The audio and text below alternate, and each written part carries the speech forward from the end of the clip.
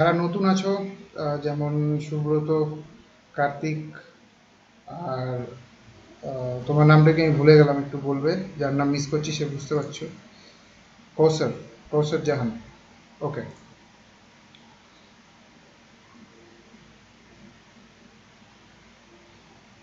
So basically আজকে আমাদের 4th day of our class.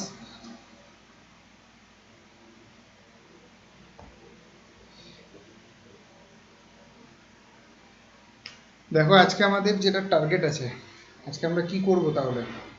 আজকে আমরা বেসিক্যালি করব salient features of the constitution, okay, and the preamble of the constitution. এই দুটো চ্যাপ্টার, এই দুটো টপিক কি আজকে আমরা যেটা করছি, এবং আমরা কিছুদিন ধরে যেটা কমপ্লিট করে আছি সেটা হলো লক্ষ্মীকান্তের যে বইটা আছে সেটা থেকে। আজকে হলো chapter 3, chapter 4, salient features of the constitution and preamble. আশা করি এখনো পর্যন্ত আমার ভয়েস ক্লিয়ার আছে। একবার ওকে বলে জানাও কেউ একজন, তাহলেই হবে। ওকে, ওকে। সো যেটা করব আজকে আমরা এটার একটা ওভারভিউ নেবো, কাইন্ড অফ সামারি। আর তোমরা শুধুমাত্র বসে একমাত্র শুধু শুনে যাচ্ছ এরকম কেউ করবে না, প্লিজ। একটা পেন নাও, একটা কপি নাও, আর একটা কুইক নোটস, শর্ট নোটস বানিয়ে ফেলো, যাতে তোমাদের এর পরবর্তীতে যখন পড়বে চ্যাপ্টারটা তখন যাতে সুবিধা হয়। কারণ শুধু শুনে গেলে এর পরবর্তীতে কালকেই সব ভুলে যাবে, বা দুদিন পরে সব ভুলে যাবে, কিছু মনে থাকবে না। So for that thing, take a copy and a pen and make notes for future reference. আচ্ছা, যেটা বলতে চাইছি শুরু করার আগে সেটা হলো, কেউই কিন্তু মাঝখানে নিজেদের আনমিউট করবে না, এবং কিছু মানে ক্লাসের মাঝখানে কেউ কোনো কথা বলবে না। যদি কারো কিছু বলতে হয় ওই টেক্সটের মাধ্যমে, যেমন করছো চ্যাটে, সেরকম বলবে। Okay, so let's start today's topic. We will start with features of the constitution, and let's start দেন।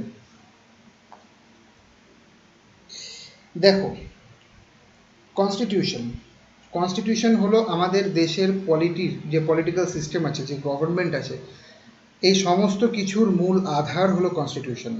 অর্থাৎ আমাদের দেশে যা যা কিছু ঘটছে, যেভাবে ইলেকশন হচ্ছে, যেভাবে কোনো একটা আইন পাস হচ্ছে, যেভাবে আমরা কথা বলার অধিকার পাচ্ছি, সমস্ত সমস্ত সমস্ত কিছু হলো আমাদের কনস্টিটিউশনের জন্য। যদি আমাদের কনস্টিটিউশন আজকে এই পজিশনে না থাকতো, আমাদের কনস্টিটিউশন থেকে যদি আমরা এতটা সুবিধা না পেতাম, যদি কনস্টিটিউশন আমাদের এই পরিমাণ অধিকার না দিত, তো আমরা কিন্তু এগুলো কিছুই করতে পারতাম না, ইজন্ট ইট?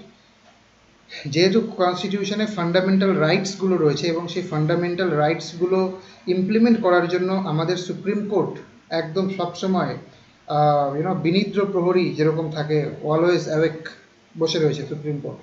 তো একমাত্র এই কারণেই কিন্তু আমরা এতটা ফ্রি অ্যান্ড এতটা সুন্দরভাবে জীবন কাটাতে পারছি। So we have to know some features of the constitution. যদিও এটা জানা প্রত্যেকের প্রয়োজন, কিন্তু তোমাদের এটা জানা বেশি প্রয়োজন, কারণ অবভিয়াসলি তোমরা এক্সামের প্রিপারেশন দিচ্ছ প্রত্যেকে। সো এক্সামের প্রিপারেশন থেকে this chapter is very very important for exam point of view. Okay, so first point যেটা তোমরা পাবে তোমাদের বইতে, সেটা হলো লেন্দিয়েস্ট রিটেন কনস্টিটিউশন। ওকে, তো যদি ওয়ার্ড বাই ওয়ার্ড দেখো, first of all it is lengthiest, second it is written.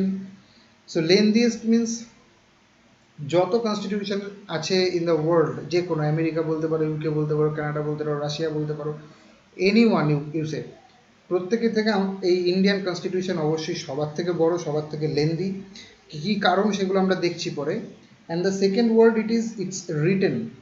Okay, now written constitution and unwritten constitution, যদি এরকম বলা হয় যে রিটেন কনস্টিটিউশন, তাহলে এর ডাইরেক্ট মিনিং হচ্ছে যে কিছু কিছু কনস্টিটিউশন তার মানে আনরিটেন কনস্টিটিউশনও আছে। So directly written constitution and unwritten কনস্টিটিউশনের মধ্যে ডিফারেন্সটা ঠিক ধরতে গেলে এইভাবে ভাবতে হবে, যে রিটেন কনস্টিটিউশন হলো সেই কনস্টিটিউশন যেগুলো ফিক্সড, যেগুলো তৈরি করা হয়েছে কোনো একটা পার্টিকুলার টাইমে। যেমন আমাদের কনস্টিটিউয়েন্ট অ্যাসেম্বলি তৈরি হয়েছে 1946, এবং সেটা 1950 পর্যন্ত, এই এই বেশ কয়েকটা বছর ধরে কিন্তু আমরা কনস্টিটিউশনটাকে তৈরি করেছি নিজেদের হাতে। একদম স্পেসিফিক টাইম ধরে কনস্টিটিউশনটা তৈরি করা হয়েছে। So this is basically means the written constitution. আর যদি আনরিটেন কনস্টিটিউশন বলো, আনরিটেন কনস্টিটিউশন হলো সেইগুলো যেইগুলো এরকম নয় যে সেটা লেখা নেই। অবভিয়াসলি এরকম তো হতে পারে না যে কোনো কনস্টিটিউশন লেখা নেই, সেটা লোকের মুখস্থ আছে, কিংবা এরকম মনে হতে পারে যে সেটা সফট কপি আছে, ইউনো কম্পিউটারে লেখা আছে, এরকম এরকম কিছু নয়। ওটাও ওটাও অবশ্যই লেখা আছে, কিন্তু সেটা কোনো রকম যে কোনো একটা পার্টিকুলার টাইমে বসে তৈরি করা হয়েছে এরকম নয়।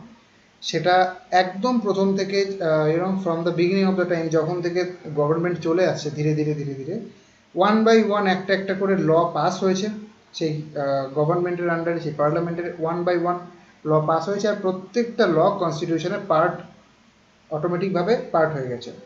সো এইভাবে করে কিন্তু আনরিটেন কনস্টিটিউশনগুলো তৈরি হয়। Unwritten constitution is basically which is not composed in a particular date or particular time, it is a running process of constitution making.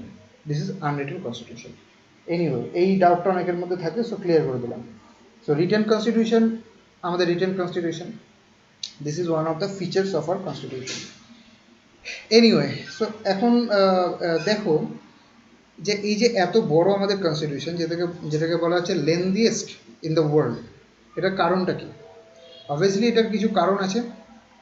সেই কারণগুলো হলো এইরকম: geographical factor. What are the geographical factors? What do mean by that? আমাদের দেশের যদি তুমি দেখো, নর্থে আছে, এক্সট্রিম নর্থে যদি তুমি যাও, সেখানে অবশ্যই হিউজ মাউন্টেন্স আর দেয়ার, সেখানে বরফ রয়েছে। It means it's a kind of extreme environment is there, বরফ। এক্সট্রিম তুমি যদি সাউথে যাও, ইন্ডিয়ান ওশান। যদি তুমি ইস্টে যাও, সেখানে এমন এমন জায়গা রয়েছে সেখানে প্রচণ্ড পরিমাণে বৃষ্টি। One of the highest rainfall area in our country is there in the eastern side, and if you go to the western side, that is Rajasthan and Gujarat part of our country, সেখানে তুমি দেখতে পাবে almost no rain, মরুভূমি, desert area. So এই যে extensively covered our countries, there are many geographical different parts, different types of geography in our world. So এটা one of the most important reason behind this lengthiest constitution. Okay, এছাড়া কি? এছাড়া যেটা আরেকটা জিনিস ব্যাপার হতে পারে, যেমন ধরো জিওগ্রাফিক্যাল ফ্যাক্টরের সাথে সাথে এই ব্যাপারগুলোও থাকতে পারে যে আমাদের দেশে বিভিন্ন ধরনের মানুষ আছে, বিভিন্ন ধর্মের মানুষ আছে, বিভিন্ন কালচারের মানুষ আছে, বিভিন্ন যেমন ধরো পুরুষদের জন্য কিছু আলাদা নিয়ম আছে, মহিলাদের জন্য কিছু আলাদা নিয়ম আছে, বিভিন্ন স্টেটের জন্য আলাদা আলাদা নিয়ম আছে, তাই না? সমস্ত স্টেট বা সমস্ত গভর্নমেন্ট, সমস্ত সমস্ত ইন্ডিয়া একটা ফেডারেল স্ট্রাকচারে থাকলেও সমস্ত স্টেটের জন্য কিছু কিছু স্পেশাল প্রভিশনস রয়েছে। সো এই সমস্ত কারণে কিন্তু এটা একটা লেন্দিয়েস্ট কনস্টিটিউশন হয়ে যায়। সেকেন্ড রিজন যদি দেখো, গভর্নমেন্ট অফ ইন্ডিয়া অ্যাক্ট 1935, এখান থেকে মোর দ্যান 50% আমাদের বর্তমানের যে কনস্টিটিউশন আছে, যদি তুমি আমাদের এখনকার কনস্টিটিউশন আর জিওআই অ্যাক্ট 1935 এই দুটোকে পাশাপাশি রেখে কম্পেয়ার করো, এটা আমি গত 2-3 দিন ধরে বলে আসছি এই কথা, যে দেখতে পাবে মোর দ্যান 50% সিমিলারিটিস আর দেয়ার। শুধুমাত্র যেটা সবচেয়ে বড় ডিফারেন্স সেটা হলো ইউনিভার্সাল অ্যাডাল্ট ফ্র্যাঞ্চাইজ, মানে প্রত্যেকের ভোট দেওয়ার ক্ষমতা, যেটা 1935 আমাদের দেওয়া হয়নি, কিন্তু এখনকার কনস্টিটিউশনে আমরা সেটা পাই। এটা সবচেয়ে বড় difference between 1935 and 1940, our today's constitution. So anyway, যেহেতু 1935 এর গভর্নমেন্ট অফ ইন্ডিয়া অ্যাক্ট থেকে এটা ডিরাইভ করা হয়েছে, so our government of India act 1935 itself is a very lengthy act, ওখান থেকে যেহেতু এটা ডিরাইভ করা হয়েছে, অবভিয়াসলি এটাও খানিকটা লেন্দি হবেই। এছাড়া only one single constitution for center and the state. Are you understanding? যদি তুমি অন্যান্য রাষ্ট্রে চলে যাও, যেমন তুমি যদি আমেরিকায় চলে যাও কিংবা অন্যান্য এই ধরনের যেগুলো নিজেদেরকে ফেডারেল কান্ট্রি বলে দাবি করছে, তুমি দেখতে পাবে সেখানকার যে বিগেস্ট ইউনিট, মানে পুরো দেশের জন্য আলাদা একটা কনস্টিটিউশন, আলাদা নিয়মাবলী আলাদা রয়েছে, আর যে other smaller units of the country অর্থাৎ স্টেটসগুলো রয়েছে, তাদের জন্য আলাদা আলাদা কনস্টিটিউশন রয়েছে। ওকে, কিন্তু আমাদের দেশের ক্ষেত্রে ব্যাপারটা কিন্তু সেটা নয়। আমাদের দেশের ক্ষেত্রে centre and state, for both this two units we have only one single constitution, যেটার জন্য অবভিয়াসলি আমাদের কনস্টিটিউশনটা অনেকটা লেন্দি। এছাড়া as it is given in your book, dominion of lawyers. Okay, dominion of lawyers means যতজন সেই সময়কার, আচ্ছা এটা এবার তোমার এটা ভাবতে হবে, ডোমিনিয়ন অফ লয়ার্স বলতে এটা বলা হচ্ছে কনস্টিটিউয়েন্ট অ্যাসেম্বলির যে মেম্বাররা ছিলেন, যে সমস্ত মেম্বাররা ছিলেন কনস্টিটিউয়েন্ট অ্যাসেম্বলির, তাদের মধ্যে most of them are lawyers. কারণ ওই সময় ব্যাপারটা এইরকম ছিল যে যারা যারা ল পড়বে, এবং অবভিয়াসলি ল ইন্ডিয়ায় পড়া হতো না, অবভিয়াসলি তাকে লন্ডনেই যেতে হতো, যারা যারা ল পড়বে তারা একটু বেশি শিক্ষিত, আর যারা যারা শিক্ষিত তারা একটু ল পড়তে চাইতো, আর যারা শিক্ষিত সেই সময় তারাই আসতো পলিটিক্সে। যদিও এখন ব্যাপারটা অনেকটা উল্টে গেছে, অর্থাৎ পলিটিক্সে যারা আছে তারা হয়তো অন্যান্য দিকে অনেক গুণ থাকলেও অনেক ক্ষেত্রে মোস্ট অফ দ্য কেসেস তারা শিক্ষার দিক থেকে কিংবা এডুকেশনাল ব্যাকগ্রাউন্ড তাদের খুব একটা মজবুত নয়। কিন্তু at the time of 1946 to 1950 and at that time যারা যারা এডুকেশন ব্যাকগ্রাউন্ড যাদের প্রচণ্ড স্ট্রং, তারাই একমাত্র এই পলিটিক্সে আসার সাহস পেত। সো আর যারা এডুকেশন ব্যাকগ্রাউন্ড স্ট্রং তারা বেশিরভাগ ক্ষেত্রেই লয়ার হতো। Okay, so dominion of lawyers, it was kind of obvious at that time. Okay, so these are basically the reasons behind the lengthiest length of our constitution. এছাড়া এইগুলো তো তোমাদের মনে রাখতেই হবে যে কি কি কি কি কারণগুলো ছিল।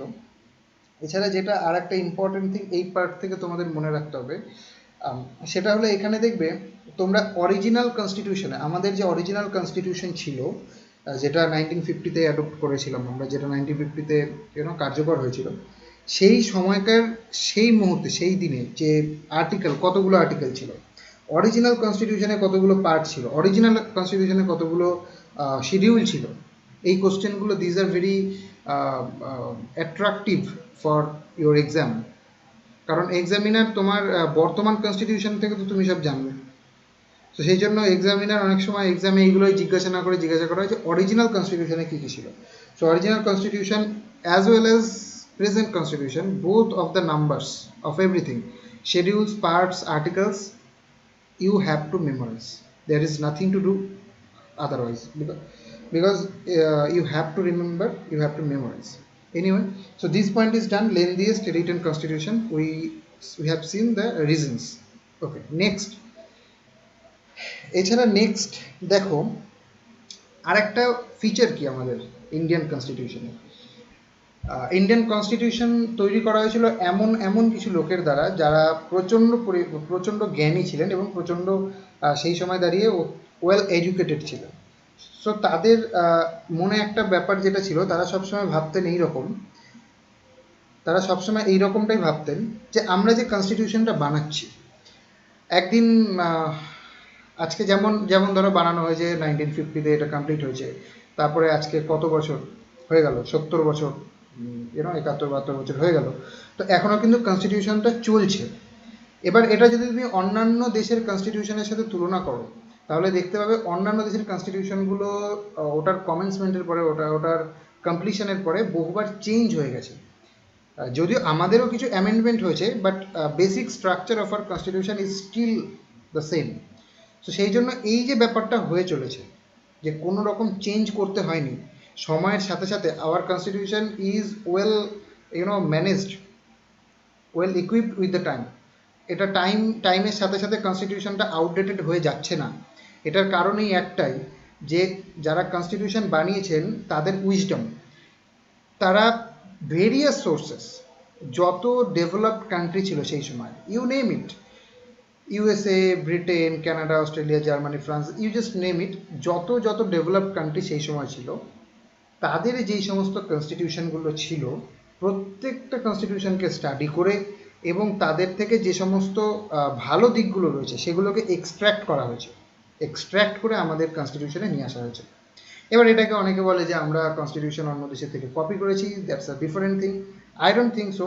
কারণ কপি করার ক্ষেত্রে এবার যদি তুমি বলো যে আমি বিবেকানন্দকে ফলো করি, বিবেকানন্দর যে সমস্ত বাণীগুলো আছে আমি সেগুলো ফলো করি, আমি সেইভাবে চলতে চাই, তাহলে অবভিয়াসলি আমি বলবো না যে তুমি বিবেকানন্দকে কপি করছো। ওকে, অবভিয়াসলি আমি কি বলবো, যে you are inspired and you should also say that yeah, I am inspired from Vivekananda. So এটা ইন্সপায়ার্ড বলা যেতে পারে, বাট কপি ওয়ার্ডটা ঠিক নয় এখানটায়। এনিওয়ে, সো যত যত ডেভেলপড কান্ট্রি ছিল তাদের প্রত্যেকের কনস্টিটিউশনের যে বেস্ট পার্ট, যেমন পরবর্তীতে আমরা দেখব যে এখানেও দেখতে পাচ্ছ যে ফান্ডামেন্টাল রাইটস ইউএসএর one of the best feature of USA's constitution, সেটা আমরা ওখান থেকে নিয়েছি। ডিপিএসপি নিয়েছি আইরিশ কনস্টিটিউশন থেকে। আর এখনকার আমাদের যে স্ট্রাকচার অফ পার্লামেন্ট প্রেজেন্ট, সেইটা কিন্তু আমরা অবভিয়াসলি নিয়েছি ব্রিটেনের থেকে। Yeah, so these are the various sources of our constitution, and the most important source of our constitution is obviously our Government of India Act 1935. Again and again I am saying this thing. আচ্ছা, আরেকটা জিনিস যেটা আমি আগের দিনও বলেছিলাম যে Government of India Act was the it was taken as a constitution until our constitution was made. So এটা কিন্তু আমাদের ইন্টারিম কনস্টিটিউশন, এই টার্মটা মনে রাখা দরকার। এক্সামে জিজ্ঞাসা করতেই পারে যে ইন্টারিম কনস্টিটিউশন কী ছিল ফ্রম 1947 টু 1950, সেটা কিন্তু government of India act 1935। Okay, that is it. So next point, if we go, তাহলে নেক্সট পয়েন্টে দেখা যাবে যেটা rigidity and flexibility they are with one another. Rigidity and flexibility, এইটা basically we are talking about the amendment of our constitution. যদি constitution amend করতে হয়, এখনও পর্যন্ত আমাদের কনস্টিটিউশন মোট 104 বার অ্যামেন্ড করা হয়েছে। লাস্ট টাইম অ্যামেন্ড করা হয়েছে 2019, মোস্ট প্রবাবলি 2019-এ লাস্টবার অ্যামেন্ড। সো এই যে অ্যামেন্ড করা হচ্ছে এতবার, এই অ্যামেন্ডমেন্টের যে প্রসিজিয়ার, কিভাবে অ্যামেন্ড করা হবে, এইটা অনেক দেশে আছে যেমন প্রচণ্ড কড়াকড়ি, মানে সহজে অ্যামেন্ড করা সম্ভব নয়। যেমন যদি আমেরিকার কথা ভাবো, ওখানে প্রচণ্ড ডিজিট, অর্থাৎ তুমি একটা অ্যামেন্ড করতে গেলে তার জন্য অনেক বেশি প্রসিজিওর ফলো করতে হয় কম্পেয়ার টু ইন্ডিয়া। আবার এগেইন তুমি যদি ব্রিটেনে দেখো, সেখানকার constitution so lucid and it is very much flexible. আমাদের দেশের যে কনস্টিটিউশন অ্যামেন্ডমেন্ট হচ্ছে তার যে প্রসেস, ব্রিটিশের কনস্টিটিউশন অ্যামেন্ডমেন্টের প্রসেস তার থেকে অনেক অনেক বেশি ইজি। সো আমরা always we have tried to go with the middle path. Like Buddha once said that we have to always follow the middle path, basically in this way anyway. So rigidity and flexibility, both of these two types of features we have. কিছু কিছু যেই ধরনের crucial part আছে আমাদের constitution, সেগুলো amend করতে গেলে আমাদের প্রয়োজন হয় special majority in our parliament. Okay, যেমন স্পেশাল মেজরিটি বলতে, special majority is something which is 2/3 of the voting and present. মানে ধরো আমাদের পার্লামেন্টে, আমাদের লোকসভায় সেই দিন 100 জন উপস্থিত আছে। ওকে, 100 জন উপস্থিত থাকলে তার 2/3 অর্থাৎ 60%, যদি 100 জনের মধ্যে 60% ওই অ্যামেন্ডমেন্টের জন্য ভোট দেয়, এবং শুধু এটা হলে হবে না, আর মেজরিটি অফ টোটাল, যতজন টোটাল আছে পার্লামেন্টে তারও মেজরিটি হতে হবে। অর্থাৎ ওই যে 100 জনের মধ্যে 60%, এই যে 60 জন, এই 60 যে নাম্বারটা, এটা কিন্তু তোমার 2/3 of the present and voting, এটাকেও ফুলফিল করতে হবে। এবং এই 60 যে নাম্বারটা, এটা মেজরিটি অফ টোটাল, অর্থাৎ দেশের আমাদের পার্লামেন্টের যদি যা মেজরিটি, যতজন মেম্বার আছে তার মেজরিটিও হতে হবে, special majority. This is something little bit tough, little bit rigid, and কিছু কিছু আছে আরও একটু টাফ। যেমন স্পেশাল মেজরিটি তো পার্লামেন্টে লাগবেই, এবং তার সাথে হাফ অফ দ্য স্টেটস, আমাদের যতগুলো স্টেটস আছে তার হাফ নাম্বার, যদি 10টা স্টেট থাকে তাহলে 5টা স্টেটকে সেই অ্যাক্টের সাথে এগ্রি হতে হবে, তবে গিয়ে সেই অ্যামেন্ডমেন্ট সম্পূর্ণ হবে। So you can see these are the some rigid features, and there are some flexible features, that is simple majority. Simple majority means যে কজন ওখানে রয়েছে, যে কজন ভোট করছে অবভিয়াসলি, আর তাদের মধ্যে মেজরিটি থাকলেই হবে। মেম্বার অফ পার্লামেন্ট যে আছে তার মেজরিটি যদি ভোট দিয়ে দেয়, that's enough. Okay, so rigidity and flexibility, this is one of the very important features. Okay, আচ্ছা, যদি এই ব্যাপারটা সম্পর্কে আরো ডিটেলে বলা হয় যে কোন অ্যাক্ট, কোন আর্টিকেলে বলা হচ্ছে, সেটা হচ্ছে আর্টিকেল 368।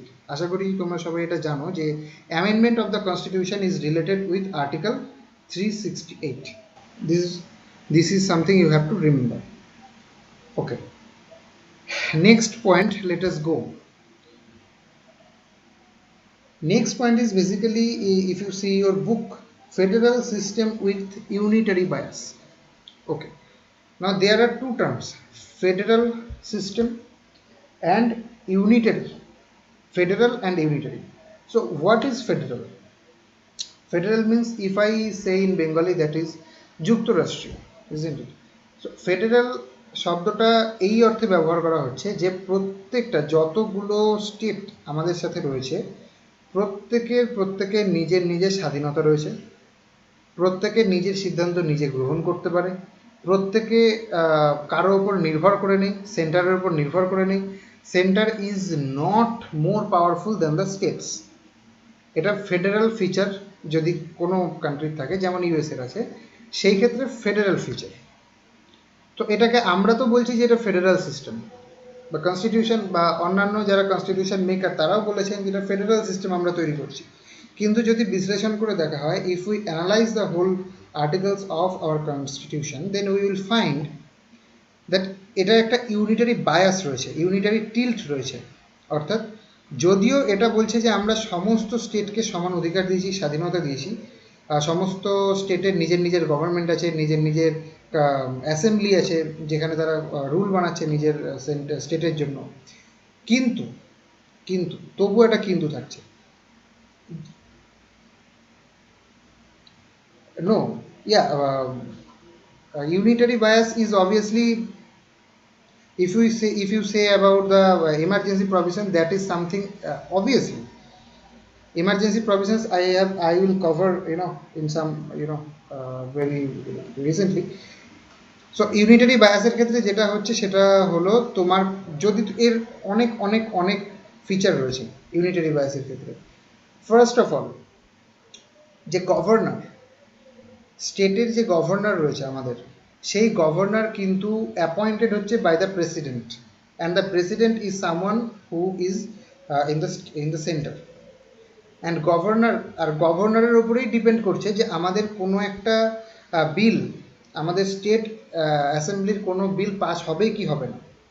তাহলে যদিও আমাদের স্টেট অ্যাসেম্বলি তো রয়েছে, স্টেট লেজিসলেটিভ অ্যাসেম্বলি রয়েছে আমাদের, কিন্তু তবুও সেইখানে কোনো বিল পাস হতে পারবে না এক্সেপ্ট মানি বিল, কারণ money bill is something governor has to sign on it. Except money bill, ordinary bills যে সমস্তগুলো আছে সেইগুলোর ক্ষেত্রে এইরকম যে আমাদের প্রেসিডেন্ট যাকে নির্ধারণ করছে গভর্নরের যদি সাইন না পাওয়া যায়, তাহলে কিন্তু আমরা সেটা অ্যাক্ট হবে না। এই ধরনের আরও কিছু কিছু রয়েছে, যেমন ধরো যদি বলা হয় যে সমস্ত residuary power means which are not mentioned in the state list or the central list or the concurrent list, যেই সমস্ত বিষয়গুলো, যে সমস্ত সাবজেক্টগুলো কোনো লিস্টে বলা নেই, সেই সমস্ত সাবজেক্টগুলোর ওপরে কোনো আইন বানানোর ক্ষমতা কিন্তু স্টেটের কাছে নেই। সেই সমস্ত সাবজেক্টের ওপরে যে কোনো ধরনের rules and regulations will be formed by the center. Okay, and obviously Rajiv has said that national emergency, which is a very unique feature of India, we will see later. যেটা কিন্তু obviously এটা একটা খুব বড় একটা উদাহরণ unitary বায়াসের। যখনই national emergency ঘোষণা করে দেবে আমাদের প্রেসিডেন্ট, তখনই কিন্তু সমস্ত ক্ষমতা স্টেটের হাত থেকে একদম ডাইরেক্টলি সেন্টারের হাতে চলে যাবে। সো এনিওয়ে, এখানে এইটুকু আমি বলে শেষ করছি এই পয়েন্টটা, যে ফেডারেল সিস্টেম যদিও বলা হচ্ছে, কিন্তু বেশিরভাগ ক্ষেত্রেই দেখা যাচ্ছে যেটা ইউনিটারি বায়াস, ইউনিটারি টিল্ট রয়েছে এটার মধ্যে। Okay, rest you can find in your copy, in your book. এছাড়া দেখো, এখানে যদি তুমি বইয়ে দেখো, এখানে অনেক কিছু বলা হয়েছে, federal in form but unitary in spirit. এই কোটেশনের মধ্যে যে সমস্ত ওয়ার্ডসগুলো দেওয়া আছে, quasi federal, cooperative federalism, federation with a centralising tendency, এই ধরনের যে ওয়ার্ডগুলো, ফ্রেজগুলো, সেন্টেন্সগুলো রয়েছে, this things you should and you have to remember for your exam. যেটা ফেডারেল সিস্টেমের যে লাস্ট প্যারাগ্রাফটা আছে তোমাদের বইতে সেখানে পাবে, এই এই 4-5টা ফ্রেজ তোমাদের মনে রাখতে হবে। ওকে, লেটস মুভ অন। এছাড়া parliamentary form of government. Parliamentary form of government means parliamentary form. Okay, there are two types of governments: presidential government and the parliamentary type of government. Presidential government is something which is can be found in USA. এর ক্ষেত্রে দেখো তোমার প্রত্যেকটা ক্ষেত্রেই যে parliament কি করছে, পার্লামেন্টের থেকে কি সিদ্ধান্ত হলো, এই ব্যাপারগুলো যতটা না আলোচনা হয় নিউজ বা অন্যান্য কিছুতে, প্রেসিডেন্ট কি বলছে, প্রেসিডেন্টের এই ব্যাপারে কি মতামত, অন্যান্য যে সমস্ত মিনিস্টার আছে তাদের মতামত ওই ক্ষেত্রে অনেকটা লঘু, কিন্তু প্রেসিডেন্ট কি বলছে বা প্রেসিডেন্টের যে প্রেসিডেন্টের সাথে যে ইউনিটটা রয়েছে তারা কি বলছে, this is much more important. কিন্তু ইন্ডিয়ার ক্ষেত্রে ব্যাপারটা সেরকম নয়। As all of you know যে president is the only nominal head of our state, আর বাদবাকি সমস্ত ক্ষমতা, all the powers lies with the the ministers. Minister means the parliament, MPs. Okay, so parliamentary form of government which can be found also in our Britain. Okay, এটাকে আর কি বলা হয়, এটাকে বলা হয় Westminster form of government, responsible government, cabinet government. This are the names you have to remember for your exam, very much important. Okay, আরেকটা যেটা ব্যাপার হলো পার্লামেন্টারি ফর্ম অফ গভর্নমেন্টের ফিচার, সেটা হলো cooperation and coordination between legislative and executive. Okay, in presidential government or in another kind of government, সেখানে যেটা হচ্ছে যে লেজিসলেটিভ আর এক্সিকিউটিভের মধ্যে যে কোঅপারেশন আর কোঅর্ডিনেশন এটা ততটা থাকে না। Almost they most of the time they try to, তারা নিজেদের মধ্যে একটা যেন কি বলবো একটা সংঘর্ষ চলতে থাকে, বহু ক্ষেত্রে দেখা গেছে।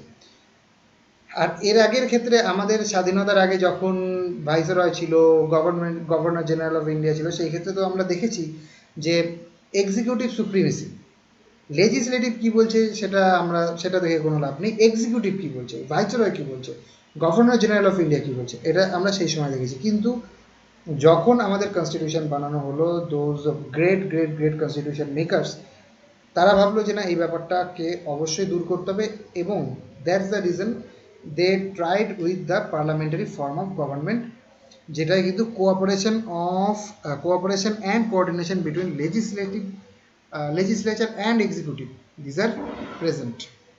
Okay, and these are the points which I took from from the book.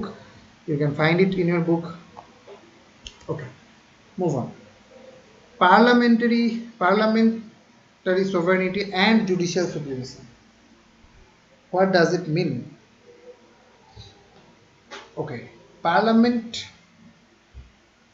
এখানে যেই অ্যাক্ট দুটো most important, article 368 and article 13, সেখানে যদি তোমরা দেখো যে parliament can,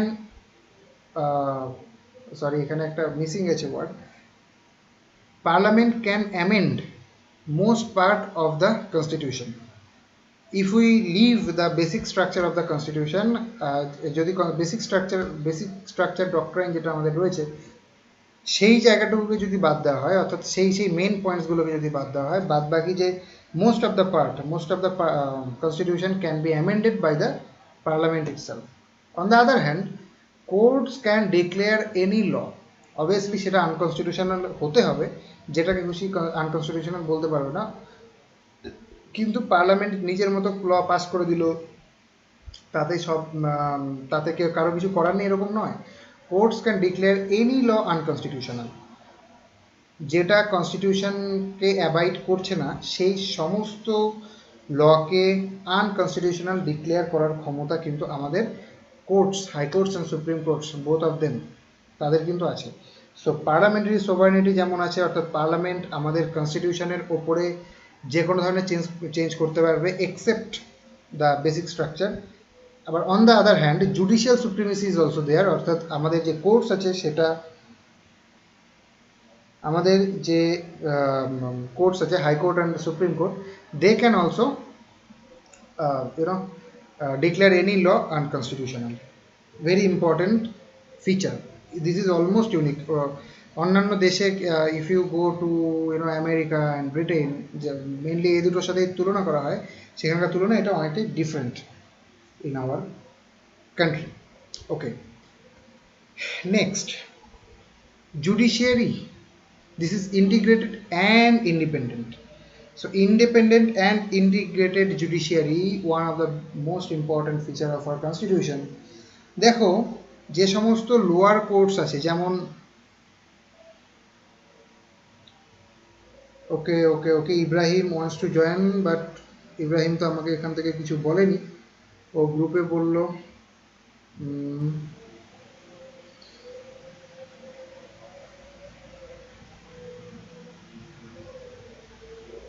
okay sir, network প্রবলেমের জন্য বারবার লিভ হয়ে যাচ্ছে, প্লিজ অ্যালাউ।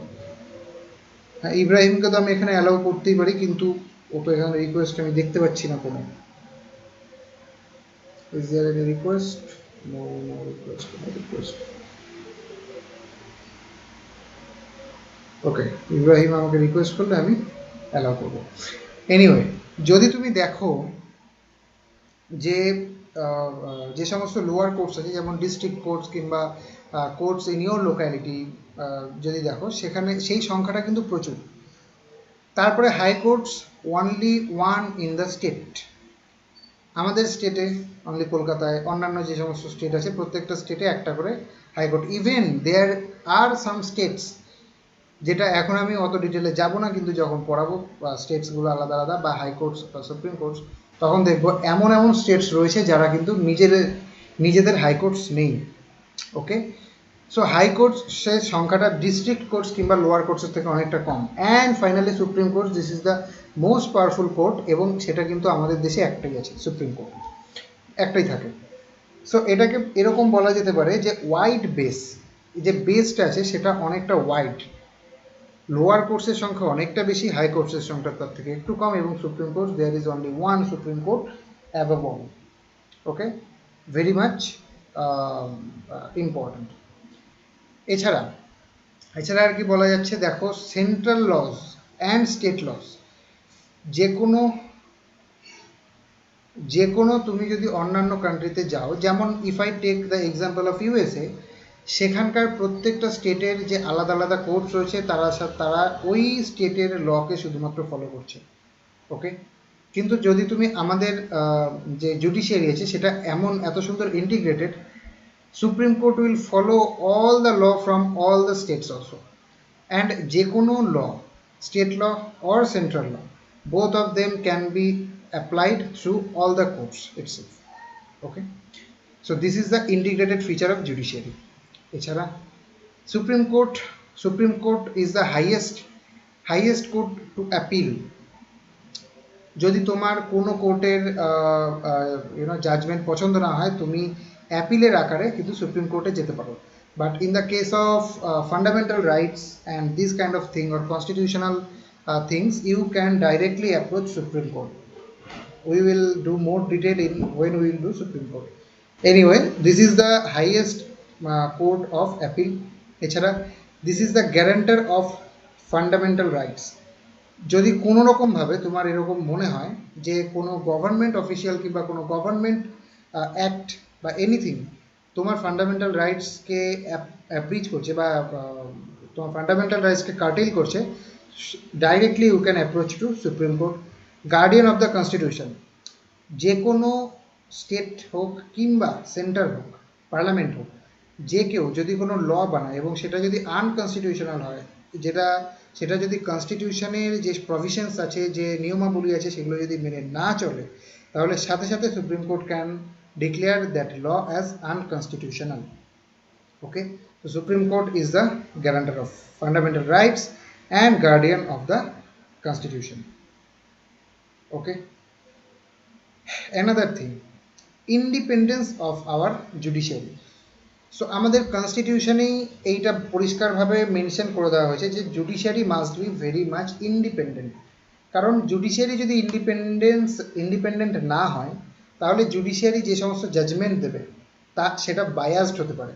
যেমন যদি জুডিশিয়ারির এইরকম ব্যাপারটা, যেমন ধরো তুমি যদি আজকে আমাদের যে সমস্ত অফিসার্স আছে, যেমন ডাব্লিউবিসিএস অফিসার্স অথবা আইএএস অফিসার্স, তাদের কথা ভাবো, যদি তারা একটুখানি বেশি কড়াকড়িভাবে কোনো কিছু করে, যদি রুলিং পার্টির এগেনস্টে তেমনভাবে কিছু অ্যাকশন নেয়, যে রুলিং পার্টির কোনো নেতাকে এমন কিছু করেছে বা তাদের কোনো একটা প্রজেক্টকে আটকে দেওয়া হয়েছে, কোনো একটা এমন কিছুকে আটকে দেওয়া হয়েছে, তাহলে ডাইরেক্টলি ভেরি ইমিডিয়েটলি কী করা হবে, সেই অফিসারকে ট্রান্সফার করে দেওয়া হবে অন্য একটা জায়গায়, যেটা সেই অফিসারের পছন্দ নয়।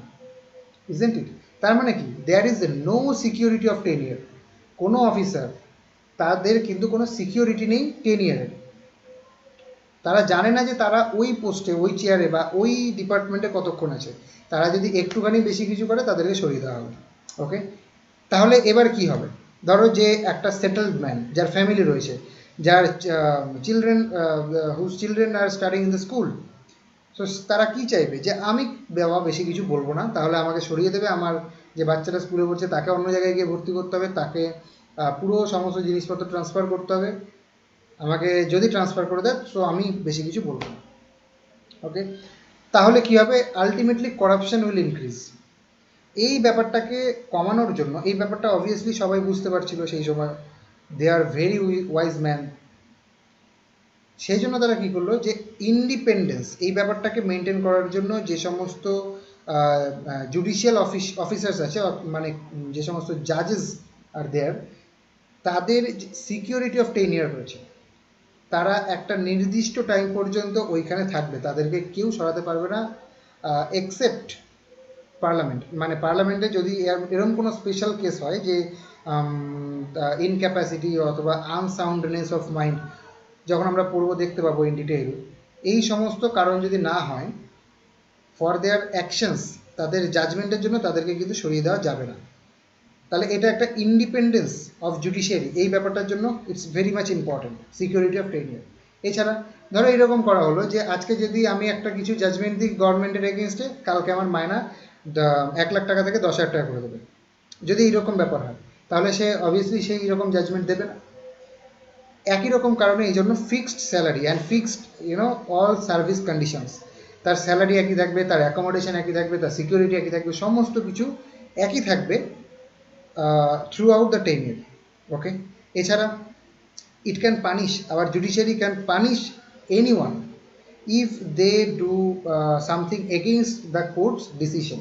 কোর্ট থেকে যদি বলা হয় যে আপনাকে অমুক দিন এসে কোর্টে দেখা করতে হবে, এবং সেটা যদি কেউ না করে, কিংবা কোর্ট থেকে যদি বলা হয় যে এই এলাকা, এই জমিটা অমুককে দেওয়া হলো, সেটা যদি ওই ব্যক্তিকে না দেওয়া হয়, অন্য কেউ ইউজ করে, কোর্টের ডিসিশনকে যদি কেউ রিফিউজ করে, তাহলে court can take action against them. These are the some examples which these are the steps which are taken for making sure the independence of our judiciary. So these are basically some parts. আরো অনেক রয়েছে, অনেক রয়েছে. Next topic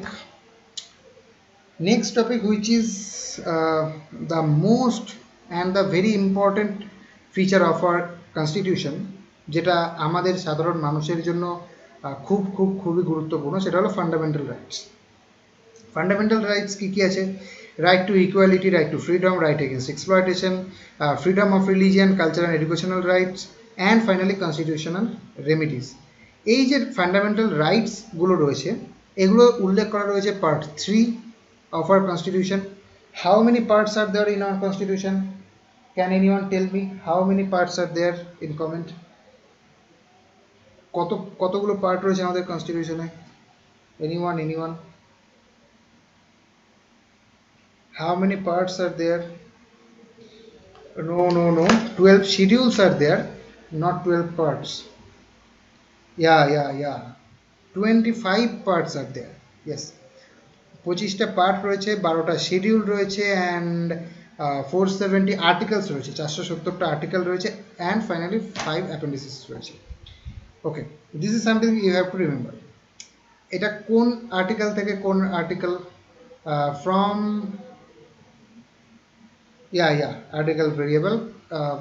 আসলে ব্যাপারটা হচ্ছে এইরকমভাবে, article 12 to article 35, অনেকে আর্টিকেল 14 থেকে বলছে, এনিওয়ে নো প্রবলেম, দেখে নেবে।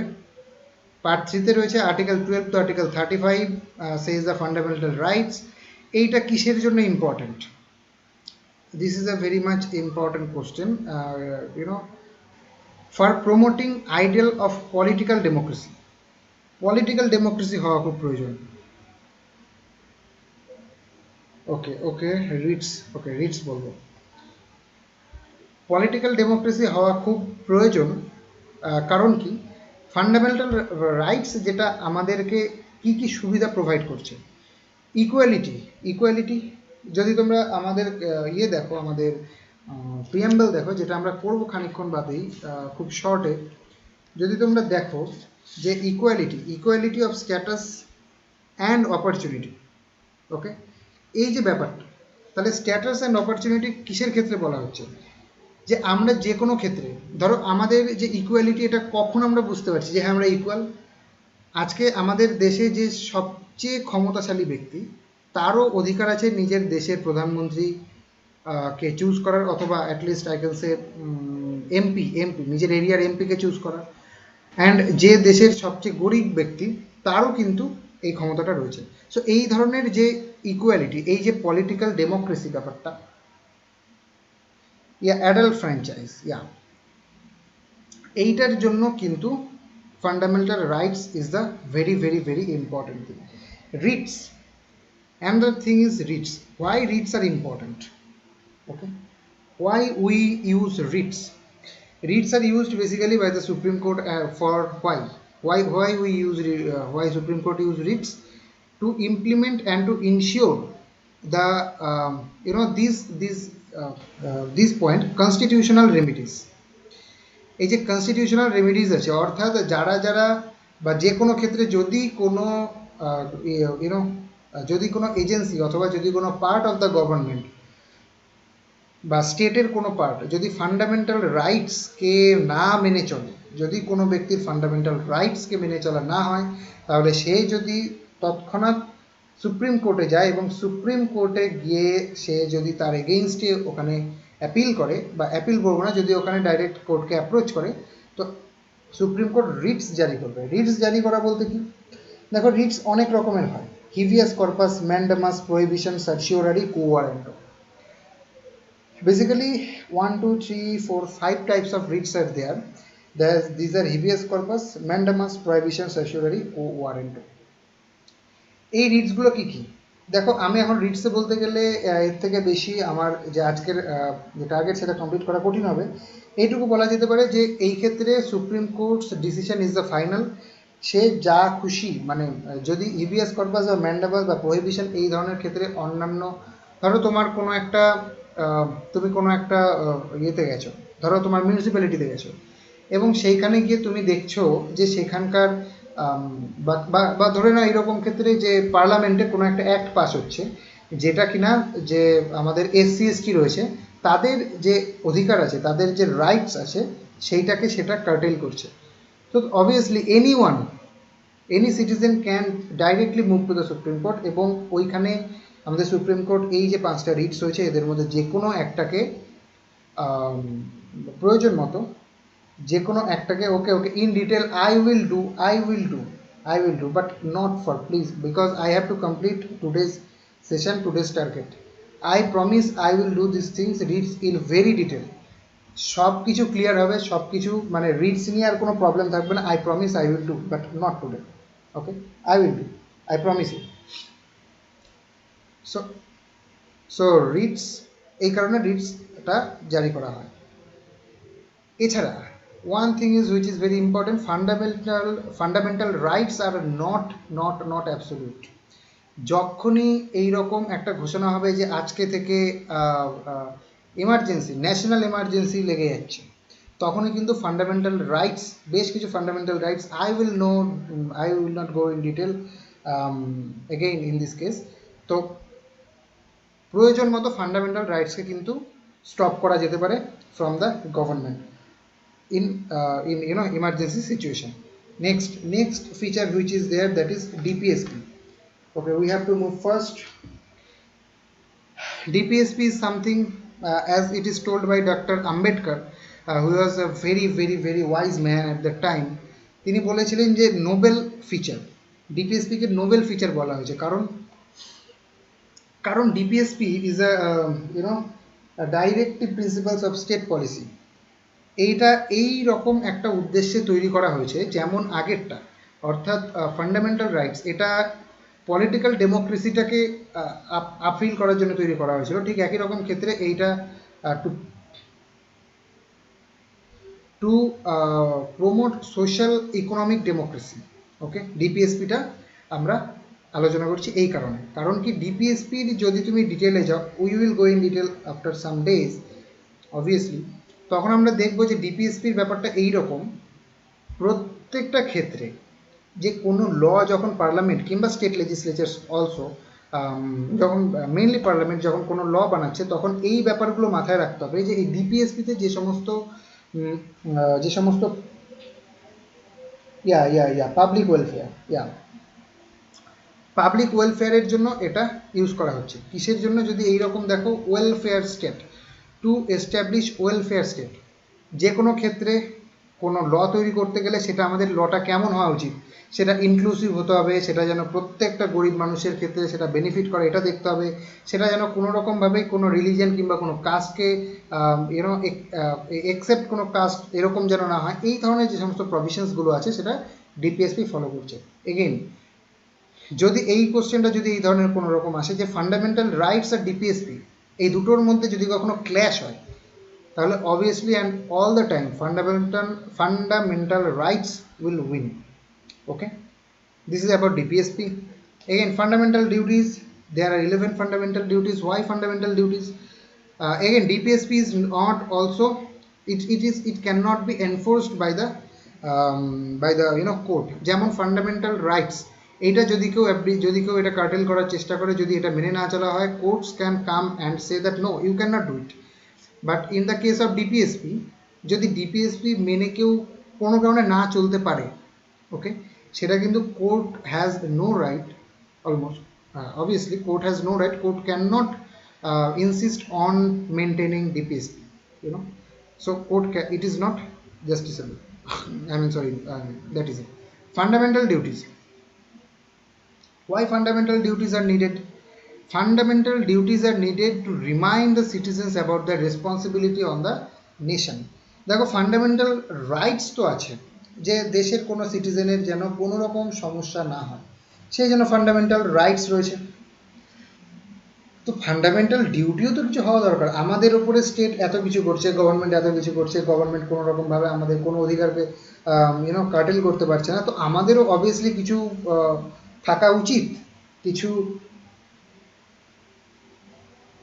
আমাদেরও কিছু থাকা উচিত যে আমরা কেন দেশের জন্য কিছু করব না। সো এই ধরনের শুধুমাত্র রিমাইন্ড করার জন্য আমাদের ফান্ডামেন্টাল ডিউটিস রয়েছে, এটাও নন এনফোর্সেবল থ্রু কোর্টস। এগেইন, কী কী আছে ফান্ডামেন্টাল ডিউটিসের মধ্যে? যেমন to respect our national flag, national anthem, this kind of things. Secularism is আমরা সমস্ত ধর্মকে সমান অধিকার, সমান প্রোটেকশন, সমানভাবে সম্মান করে থাকি। This is the secularism, this is underlying philosophy of secularism. আমাদের দেশের কোনো অফিসিয়াল রিলিজিয়ান নেই, ইন্ডিয়ার কোনো অফিসিয়াল রিলিজিয়ান নেই। যেমন যদি তুমি পাকিস্তানে চলে যাও, সেটা অফিসিয়াল রিলিজিয়ান হলো ইসলাম। ওকে, কিন্তু in India there is no official religion. All the religion, all the caste and everyone is well protected and equally respected and equally protected. There is no discrimination based on religion. I hope it's clear. Voting rights to all, that is called adult franchise, universal adult franchise, যেটা আমরা কোনোদিনই কিন্তু আমাদের কনস্টিটিউশনের তৈরির আগে, অর্থাৎ before 1950, আমরা কোনোদিন এই অধিকারটা পাইনি। The common people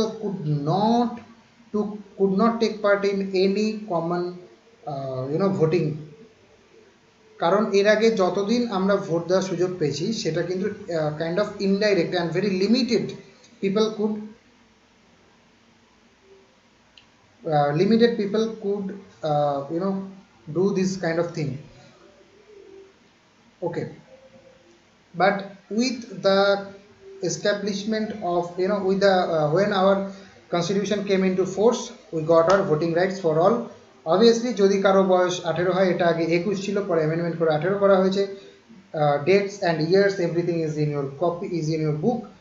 do remember কবে এটা 21 থেকে 18 হলো, এটা থেকে কোশ্চেন আসে।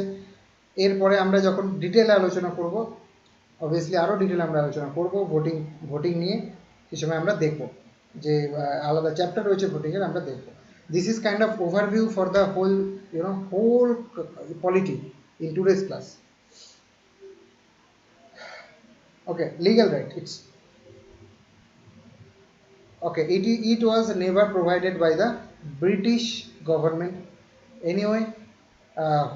কারণ কি আমাদের ভোটিং রাইটস দেওয়ার কারণটা কি, যে প্রত্যেকে ভোট দেবে? কারণ it will make a broad based democracy. Broad based democracy means প্রত্যেকে ডেমোক্রেসিতে অংশ নেবে, প্রত্যেকে, everyone. Okay, it gives self respect. অর্থাৎ আমরা যখন তুমি এই ব্যাপারটা ভাবছো, দেখো যে এই যে দেশের প্রধানমন্ত্রী, এই যে দেশটাকে যারা চালাচ্ছে, যে সমস্ত মন্ত্রীরা রয়েছেন, যারা রয়েছেন, এদেরকে আমরা ভোট দিয়েছি। আমরা ভোট দিয়েছি বলে এরা আজকে ওইখানে রয়েছে। আমরা আসলে এদের মানে আমরা means collectively all the citizen, প্রত্যেকে কিন্তু দেশের আসল ক্ষমতা। আমরা যদি এদেরকে ভোট না দিতাম তাহলে আজকে এরা ওইখান জায়গায় পৌঁছতে পারতো না। তাহলে এই যে self respect, that yes this is us, this is we can do anything, এটা ভোটিং রাইটসের দ্বারা আমরা পেয়ে থাকি। এছাড়া equality, everyone has the right to vote. এছাড়া কি, it protects minorities, anyone can vote. আর মাইনরিটিরা যদি মনে করে, অর্থাৎ যে সমস্ত মানুষরা সংখ্যায় কম আছে, তারা যদি মনে করে যে এই মানুষটা, অর্থাৎ এই গভর্নমেন্ট আমাদের দিকে নজর দিচ্ছে না, আমাদের আপলিফমেন্টের জন্য এই গভর্নমেন্ট কোনো কাজ করছে না, পরের বছর বা পরের টার্মে তারা অবভিয়াসলি সেই গভর্নমেন্টকে চেঞ্জ করে তাদের পছন্দের গভর্নমেন্ট আনতে পারে। Anyway, this is voting rights to all, very much important. Next is single citizenship. This is also said by the constitution. যদি তুমি আমেরিকা চলে যাও, তাহলে আমেরিকার যে স্টেট আছে প্রত্যেকটা, সেই স্টেটের জন্য আলাদা একটা সিটিজেনশিপ আসবে। আবার আমেরিকান, তুমি যে আমেরিকার বাসিন্দা, সেই জন্য আলাদা সিটিজেনশিপ আসবে। সো দুটো সিটিজেনশিপ। কিন্তু বাট ইন ইন্ডিয়া এটাও একটা কিন্তু ইউনিটারি বায়াস, যে আমরা একটু আগে আলোচনা করলাম, সেটারই একটা অংশ, সিঙ্গল সিটিজেনশিপ। ক্লিয়ার? তাহলে এটা কেন করা হয়েছে? এটা এই কারণে বলার জন্য করা হয়েছে, এইটা বোঝানোর জন্য যে আমরা ওয়েস্ট বেঙ্গলে আছি বলে আমরা আলাদা, বিহারের মানুষের থেকে এরকম নয়, বিহারের মানুষরা ইউপি থেকে আলাদা নয়, ইউপির মানুষরা তামিলনাড়ু থেকে আলাদা নয়, প্রত্যেকের সমান অধিকার এই সম্পূর্ণ দেশটার উপর। এই ব্যাপারটা, এই আইডিয়াটাকে কিন্তু শাইন করার জন্য আমরা সিঙ্গল সিটিজেনশিপ, এই আইডিয়াটা গ্রহণ করা হয়েছে, এই ফিচারটা রাখা হয়েছে আমাদের কনস্টিটিউশনে। কিন্তু দুঃখের বিষয়, যদি তোমরা থরলি পড়ো বুক, ইউ উইল ফাইন্ড এই ব্যাপারটা লেখাও এইভাবে রয়েছে যে but still there are some riots, discrimination, all this things, ethnic disputes are there. যে যদিও আমরা চেষ্টা করেছি যে প্রত্যেককে একটা ফ্র্যাটার্নিটি, একটা ন্যাশনালিজমের একটা ফিল দেওয়ার, যে আমরা প্রত্যেকে একই এই দেশে, তবুও কিন্তু বহু ক্ষেত্রে বিভিন্ন কমিউনিটির মধ্যে কিন্তু রাইটস ডিফারেন্সেস দেখা যায়, which is very unfortunate. Okay, next thing which is there, that is independent bodies. দেখো আমাদের দেশে অবশ্যই যে সমস্ত আমরা যে গভর্নমেন্ট আছে সেটাকে আমরা নির্বাচন করছি, তারা গিয়ে গভর্নমেন্ট ফর্ম করছে। কিন্তু সবসময় এই গভর্নমেন্টই যে সমস্ত কাজকর্ম করবে এরকমটা হলেও সমস্যা। যেমন যদি ইলেকশন কমিশন যেটা আমাদের রয়েছে, হুইচ ইজ ইন্ডিপেন্ডেন্ট বডি, যদি এইটা আমাদের গভর্নমেন্ট থেকে বানানো হতো, অর্থাৎ কোনো পার্টির মেম্বার যদি ইলেকশন কমিশনে থাকতো, তাহলে ইট is very natural and human nature it is, যে সেই পার্টির হয়ে কিন্তু ইলেকশন কমিশন কাজ করতো, তাই না? তাই এই যে ব্যাপারটা যেন কখনো না হয়, কখনো যেন কোনো পার্টিকুলার পার্টির জন্য, পার্টির দিকে ইলেকশন কমিশনের সমস্ত ভাবধারাটা টিল্টেড না হয়, সেই জন্য ইলেকশন কমিশনকে ফ্রি ফেয়ার রাখা হয়েছে। CAG, controller and auditor general, যেটা আমরা পড়বো in detail, very important office. এর কাজটা কি? এর কাজ হলো সমস্ত কি খরচ হলো, কোন টাকা কোথায় গেল, সমস্ত কিছুকে অডিট করা, লোকসভা এবং অন্যান্য স্টেটের, যে কিভাবে খরচ হচ্ছে, এই ব্যাপারটাকে কিন্তু কন্ট্রোল করছে আমাদের সিএজি। এটাও যদি তুমি মনে করো কোনো পার্টির আন্ডারে থাকতো, কোনো পার্টিকুলার পার্টি যদি সিএজির পোস্টে থাকতো, তাহলে তারা কি করতো, তার পার্টি যদি এক্সট্রা কোথাও খরচ করে ফেলে, তারা সে ওটাকে চাপিয়ে দেওয়ার চেষ্টা করতো যাতে সেটা সবাই বুঝতে না পারে। এই ব্যাপারটা করার চেষ্টা করা যেতে পারতো। Again CAG is the very prominent and very important office. এটা ওই জন্য ইন্ডিপেন্ডেন্ট রাখার প্রয়োজন ছিল। ইউপিএসসি, এসপিএসসি, এই যে পাবলিক সার্ভিস কমিশনগুলো আছে, মনে করো আজকে যদি বিজেপি থেকে ইউপিএসসির ক্যান্ডিডেটদের নেওয়া হয়, তাহলে বিজেপি কাদের নেবে? যারা বিজেপির হয়ে কাজ করবে। কিংবা যদি মনে করো আমাদের স্টেটের কথা বলছি, যদি আজকে আমাদের স্টেট যে পিএসসি, এটা যদি আমাদের পার্টির আন্ডারে থাকে, অর্থাৎ আমাদের রুলিং পার্টি তৃণমূলের আন্ডারে থাকে, তো কী করবে? তৃণমূলের আন্ডারে তৃণমূলের হয়ে যে সমস্ত ছেলেমেয়েরা বেশি কাজ করতে পারবে, অর্থাৎ বা যাদের যারা তৃণমূলের দিকে বেশি ঝুঁকে রয়েছে, সেই সমস্ত ছেলেমেয়েদের নেবে। কিন্তু সেটা হলে তো সমস্যা, সেটা হলে আমাদের অ্যাডমিনিস্ট্রেশন ঠিকঠাক চলবে না, ভেরি কারাপশনস উইল বি দেয়ার যদি এই ব্যাপারটা করা হয়। সেই জন্য এই ধরনের আরও কিছু কিছু ইন্ডিপেন্ডেন্ট বডিজ রয়েছে যেগুলোকে এই সমস্ত কারণে ইন্ডিপেন্ডেন্ট রাখা উচিত। I hope till now it is very much clear. Next is that is called emergency provisions, যেটা তোমরা বলছিলে ইউনিটারি বায়াসের জন্য ইম্পর্টেন্ট একটা উদাহরণ। এমার্জেন্সি প্রভিশনস কি? এমার্জেন্সি প্রভিশনস হলো তিন ধরনের basically. This is a very unique feature of our country. এই ধরনের ফিচার, এই ধরনের প্রভিশন অন্য কোনো কান্ট্রির কনস্টিটিউশনে পাওয়া যায় না, যে তারা সারা জীবন ধরে ফেডারাল, কিন্তু যখনই বাইরের দেশ থেকে আক্রমণ হবে তারা একদম ইউনিটারি হয়ে যাবে। এরকমটা কোনো দেশে পাওয়া যায় না, কিন্তু ইন্ডিয়া পাওয়া যায়। That's why it's incredible India. Anyway, so unitary feature, the control of president and the control of centre, actually এটা একটা সেন্টারের কন্ট্রোলে চলে আসে এমার্জেন্সি প্রভিশনে। কী কী ধরনের এমার্জেন্সি প্রভিশন হতে পারে? Article 352 which says about the national emergency. What is national emergency? National emergency is basically the aggression from the other countries. যদি কোনো যুদ্ধ শুরু হয়, যদি কোনো অন্যান্য দেশের থেকে আমাদের দেশে এনক্রোচ করা হয়, যদি তারা আমাদের দেশের মধ্যে ঢুকে আসে এবং আমাদের দেশকে অ্যাট্যাক করে, সেই সমস্ত ক্ষেত্রে এটাকে বলা হচ্ছে national emergency, which is article 352।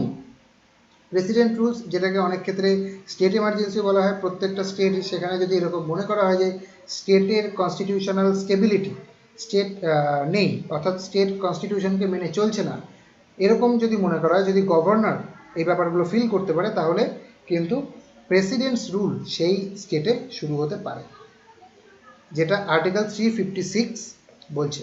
আমরা emergency provision in detail cover করব in a few days, just wait. Another thing is financial emergency. Article 360. Financial emergency is something যদি কোনো সময় টাকা পয়সা, অর্থাৎ ফিনান্সিয়াল ম্যাটার্স যদি কোনো সমস্যা হয়, সেক্ষেত্রে financial emergency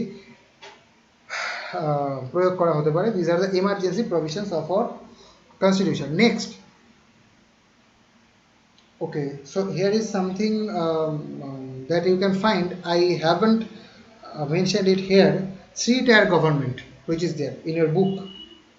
three-tyre government means তিনটে ভাগে আমাদের দেশের গভর্নমেন্ট রয়েছে: centre, state and local government. Local government which is 73rd and 74th constitutional অ্যামেন্ডমেন্টের মাধ্যমে যেগুলোকে যুক্ত করা হয়েছে। এই লোকাল গভর্নমেন্ট অথবা পঞ্চায়েত অ্যান্ড দ্য মিউনিসিপ্যালিটি, বা যেটাকে আরবান লোকাল গভর্নমেন্টও বলা হচ্ছে, এইটা কিন্তু গান্ধিয়ান আইডিয়া ছিল। কারণ গান্ধীজি সবসময় এরকম চাইতেন যে পঞ্চায়েত এই ব্যাপারটা থাকুক। ওকে, so anyway, a three-tier government which is also very uncommon in other countries. So three-tier government includes our central government, our state government, our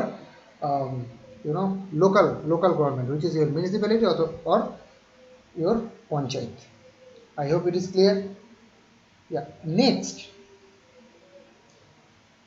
three-tier government we have done. এইবার দেখো যে কোনো কিছু, আচ্ছা এইখানে তোমাদের বইতে খুব সুন্দরভাবে কিছু টেবিল রয়েছে, যেই টেবিলগুলো I would recommend all of you to remember the main facts, like কোন শিডিউল কিসের সম্পর্কে বলা হয়েছে, মেইন আর্টিকেলস, ফান্ডামেন্টাল রাইটসের যে let's a right to equality, এটা কোন আর্টিকেলের আন্ডারে আছে, এই ব্যাপারগুলো মেমোরাইজ করতে হবে। ডাব্লিউবিসিএসে ইভেন ইন ইউপিএসসিতেও কিন্তু আর্টিকেলস থেকে ডাইরেক্ট কোশ্চেন আসে, সেটা বহুবার দেখা গেছে। So articles and schedules and parts তোমাদের অবভিয়াসলি মনে রাখতে হবে। সরি, নেক্সট, দেখো তুমি যা কিছুই করো না কেন, যে কোনো ভালো কাজ বা যে কোনো যত ভালো কাজ করো না কেন, obviously there is some criticism. প্রত্যেকে তোমার most of the people will criticise it, so is here. এইখানেও কিছু কিছু ক্রিটিসিজম রয়েছে, যেমন ক্রিটিসিজমগুলো এইরকম যে বলা হচ্ছে this is borrowed from the other countries, যেটা আমি শুরুতে বলছিলাম। কীরকম? বিভিন্ন দেশের থেকে যেমন বিভিন্ন জিনিসকে আমরা কালেক্ট করেছি, সেটাকে অনেকে বলছে যে আমরা বড়ো করেছি, ধার করেছি, ওকে, কপি করেছি, yeah we have borrowed, but it doesn't mean it is very bad thing. তোমার যদি কারো ভালো একটা বৈশিষ্ট্য তোমার পছন্দ হয়, তার থেকে তুমি সেটা বড় করতেই পারো, তাই না? তো ভালো জিনিস তো বড় করা যেতেই পারে। This is not a kind of criticism, this should not be a criticism. Next is copy of government of India act 1935। This is something which is true. Obviously এটা গভর্নমেন্ট অফ ইন্ডিয়া অ্যাক্ট থেকে more than 50% আমরা নিয়েছি, কিন্তু কিছু করার নেই। যদি again government of India act was ultimately something which was very relevant in today's situation of our country. এই অ্যাক্টের মধ্যে যে সমস্ত প্রভিশনগুলো ছিল, সেগুলো আমাদের দেশের জন্য ঠিকঠাক ছিল। তা যদি আমরা ওগুলোকে ঠিকঠাকভাবে থেকেই থাকে এবং আমরা যদি সেগুলো গ্রহণ করি, তাহলে এটা তো অবভিয়াসলি মনে হবেই যে এটা copy of the government of India 1935। Next, un-Indian, un-Gandhian. Un-Indian means, as I said, most of the lawyers, most of the constitution makers who are very much educated, যেহেতু ওরা এডুকেটেড ছিল, তারা বাইরের দেশ থেকে অবভিয়াসলি পড়েছেন, কারণ আগেকার দিনে হায়ার এডুকেশন মিনস লন্ডন থেকে যখন পড়ে এসছে তারা, এবং মনে করা হয় যে তারা সেই ধাঁচে, অর্থাৎ লন্ডন থেকে যে ধরনের যে শিক্ষা তারা পেয়েছে, সেই ধাঁচে তারা ইন্ডিয়ান কনস্টিটিউশনকে তৈরি করেছে। তাই বলা হয় যে এটা ইন্ডিয়ার যে ফিচারগুলো থাকা উচিত সেগুলো নেই। কিন্তু না, এরকম নয়। তুমি বাইরে গিয়ে পড়তে পারো, সেই জন্য তুমি তোমার ফান্ডামেন্টাল যে সমস্ত আইডিয়াগুলো রয়েছে সেগুলোকে ভুলে যাবে না, ওকে। Personally, I think this is also is not a good criticism. Next, un-Gandhian. No, it is not an un-Gandhian. There are DPSP, fundamental rights. Other thing which is there, আমাদের panchayat and local government, everything is there. How we can say that this is un-Gandhian? Not at all. Un-Gandhian নয়. Next thing, elephantine size or big size. এটা তো প্রথমেই বলা হলো যে কেন big size. এছাড়া প্যারাডাইজ অফ লয়ার্স, এখানে প্রত্যেকে যারা ছিলেন তারা লয়ার্স। আর যেটা বলা হয় যে কমন পিপল, যারা সাধারণ মানুষ আছে, তারা যদি কনস্টিটিউশনটাকে পড়ে, অর্থাৎ কনস্টিটিউশনটা অ্যানালিসিস না করে যদি জাস্ট লাইনগুলো পড়ে যায় কনস্টিটিউশনটা ধরে, তাহলে তাদের পক্ষে এটা খুব difficult to understand the things, okay. সেই জন্য এটা একটা ক্রিটিসিজমের point. I agree. Next thing is complex language. Complex language তো ছিলই, কারণ legal languages are very much complex, okay. So here it is the end of the chapter salient features of the constitution.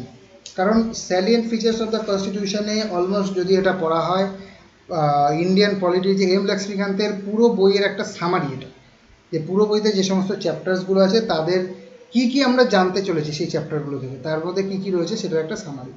Anyway, সেই জন্য এটা আমরা সামারির মতোই করলাম, একটু ফাস্ট পেসে করলাম। Now let us very quickly look into the preamble of our constitution. If you think about the প্রিএম্বলকে যদি তুমি বইতে দেখো, N.A. Palkhivala are very prominent and very famous man, তিনি এটাকে বলেছিলেন identity card of the constitution. Identity card of the constitution কখন বলা হয়? তোমার স্কুলের আইডেন্টিটি কার্ড থেকে তুমি কি জানা যেত? এটাই জানা যেত যে তোমার সম্পর্কে কিছু তথ্য, যে তুমি কেমন, তুমি তোমার বাড়ি কোথায়, তোমার প্যারেন্টস নেম কি, দিস কাইন্ড অফ থিংস। একই রকমভাবে আমরা যদি প্রিএম্বলটা পড়ে আমরা এইটা ক্লিয়ারলি আইডিয়া পেয়ে যাব যে আমাদের এই যে কনস্টিটিউশন, এটার ভিত্তিটা কি, এটা কিসের ওপরে বেস করে আছে, আমরা এই কনস্টিটিউশন থেকে কি আশা করতে পারি। এই জন্য এটাকে বলা হচ্ছে identity card of the constitution. Clear?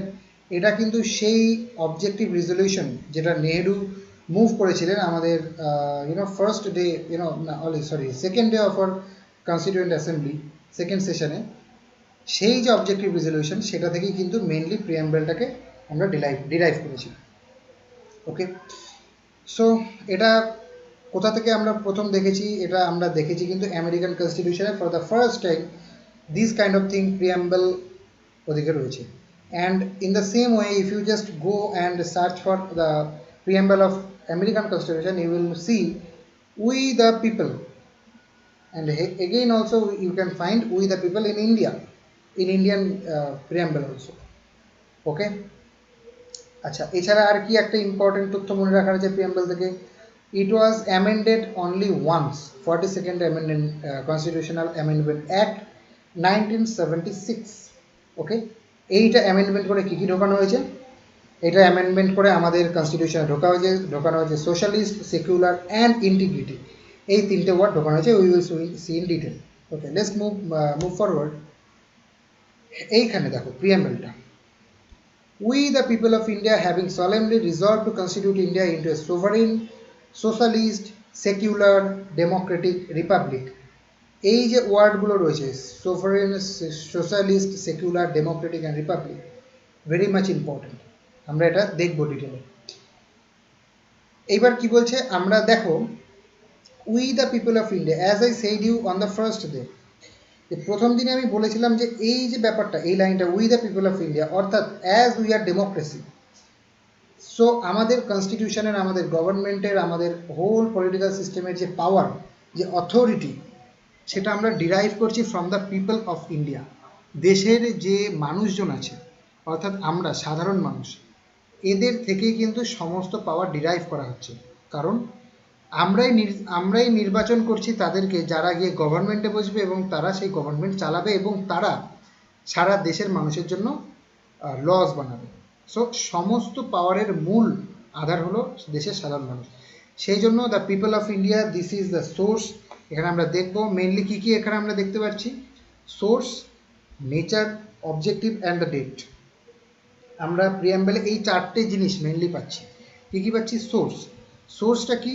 The people of India, this is the source of the power of the constitution, having solemnly resolved to constitute India into a sovereign, socialist, secular, democratic republic. Through these words, এই পাঁচটা ওয়ার্ডের মাধ্যমে আমরা এইটা বুঝতে পারছি যে আমাদের কনস্টিটিউশনটা কেমন হতে চলেছে। আমাদের কনস্টিটিউশনের বেসিক ভিত্তি কিন্তু এইগুলো, যে আমাদের কনস্টিটিউশন সোভারেইন হবে, সোশ্যালিস্ট হবে, সেকুলার হবে, অ্যান্ড ডেমোক্রেটিক হবে, অ্যান্ড রিপাবলিক হবে। Okay, just leave for 2 minutes, only 2 minutes, just a minute.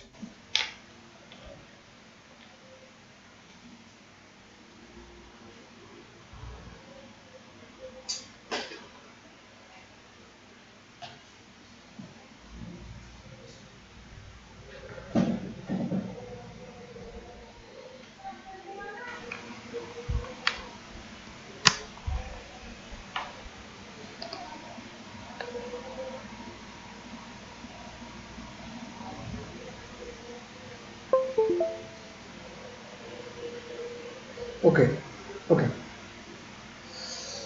So এটা এরকম বলা হচ্ছে,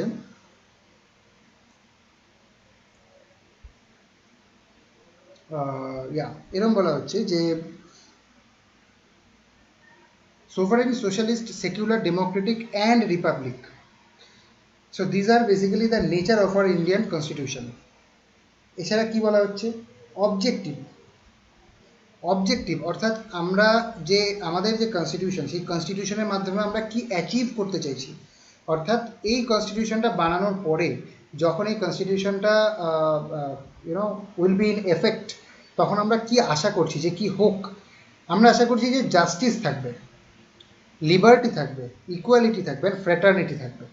অর্থাৎ social, economic and political justice থাকবে, thought expression, belief, faith and worship, এই ব্যাপারগুলোর কিন্তু ইকুয়ালিটি থাকবে। অর্থাৎ প্রত্যেকে নিজেদের থট, নিজেদের এক্সপ্রেশন, নিজেদের বিলিফ, ফেইথ অ্যান্ড ওরশিপ।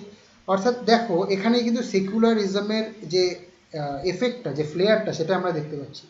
যে আমাদের যে সেকুলার, কেন? কারণ আমাদের thought expression, belief, faith and worship এগুলোর অধিকার রয়েছে প্রত্যেকের নিজের ইচ্ছা মতো, যে যা খুশি যে কোনো রিলিজিয়ানকে ফলো করতে পারে। ওকে, সো এই ধরনের ক্ষেত্রে এইসব কারণে আমরা এগুলোকে ইউজ করছি। Next, equality, equality of status and opportunity. Equality বলতে কি বোঝানো হচ্ছে? আজকে আমাদের যে সবচেয়ে বেশি, again I am saying the same thing, সবচেয়ে বেশি যার ক্ষমতা, সবচেয়ে বেশি যে ধনী, তার যা অপরচুনিটি আছে, সে যা যা করতে পারবে, আমাদেরও সেম অপরচুনিটি আছে ওই একই পরিমাণ ইনকাম করার, ওই একই রকম লাইফস্টাইল, লাইফস্টাইল ডিল করার, to deal with same kind of lifestyle. আমাদেরও সেই একই রকম ইকুয়ালিটি রয়েছে। এছাড়া fraternity assuring the dignity of the individual and unity and integrity of the nation. This integrity, এটা কিন্তু পরে অর্থাৎ 42nd অ্যামেন্ডমেন্ট অ্যাক্টে যোগ করা হয়েছে। আর এছাড়া যে ওয়ার্ডগুলো যোগ করা হয়েছে সেটা হলো সোশ্যালিস্ট অ্যান্ড সেকুলার। এনিওয়ে, আর যে জিনিসটা আমরা কনস্টিটিউশন থেকে পাই সেটা হলো 26th ডে অফ নভেম্বর 1949। এই জিনিসটা আমরা আমাদের কনস্টিটিউশন থেকে পাচ্ছি। Okay, that's clear, move forward. So source, nature, objective, dates, এই চারটে জিনিস আমরা পাচ্ছি। ইউ উইল রিমেম্বার, যদি তোমাদের কোশ্চেন আসে নেচার থেকে, নেচার হয়তো বলা হলো যে কোন ওয়ার্ডগুলোর মাধ্যমে আমরা কনস্টিটিউশনের নেচার সম্পর্কে জানতে পারছি, যদি ওয়ার্ড দিয়ে দেয় তো তোমাদের কিন্তু ওই sovereign, socialist, secular, democratic, republic এই ওয়ার্ডগুলো লিখতে হবে।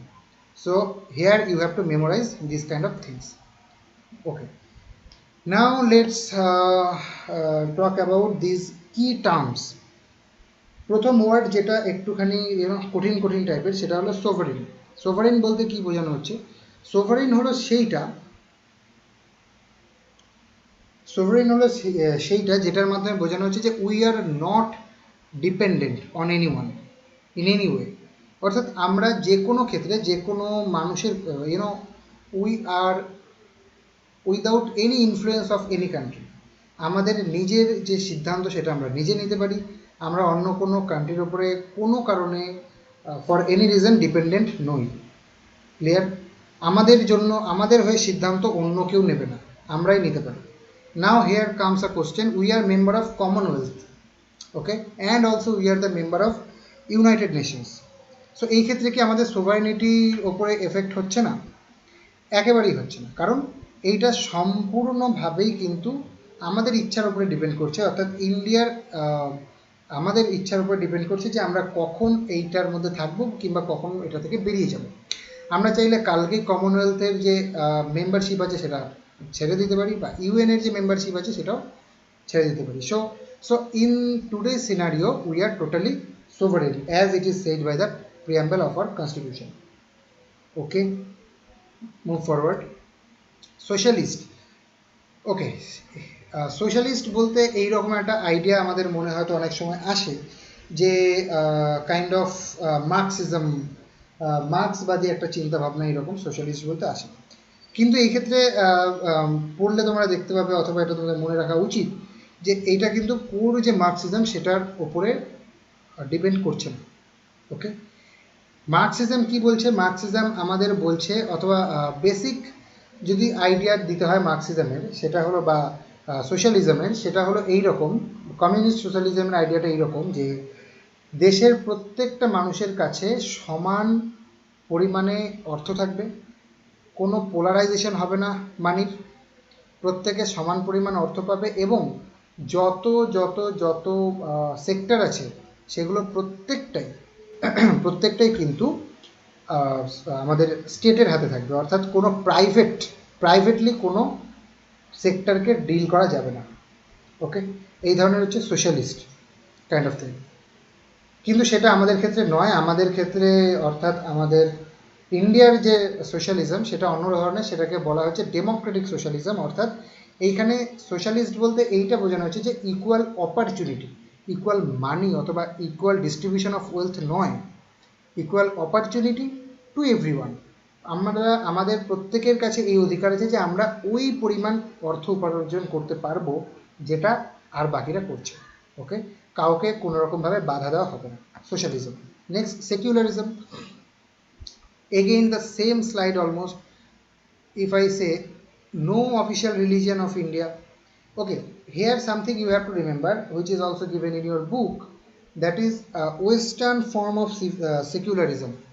যে সেকুলারিজমের যদি তুমি ওয়েস্টার্ন ফর্মটা দেখো, অর্থাৎ ইউরোপে যে সমস্ত কিংবা আমেরিকায় যে সেকুলারিজমের ব্যাপারটা বলা হয়, সেটা হলো এই রকম যে দেশের পলিটির সাথে, অর্থাৎ দেশের গভর্নমেন্টের সাথে সেকুলার অর্থাৎ ধর্মের কোনো রকম সম্পর্ক থাকবে না।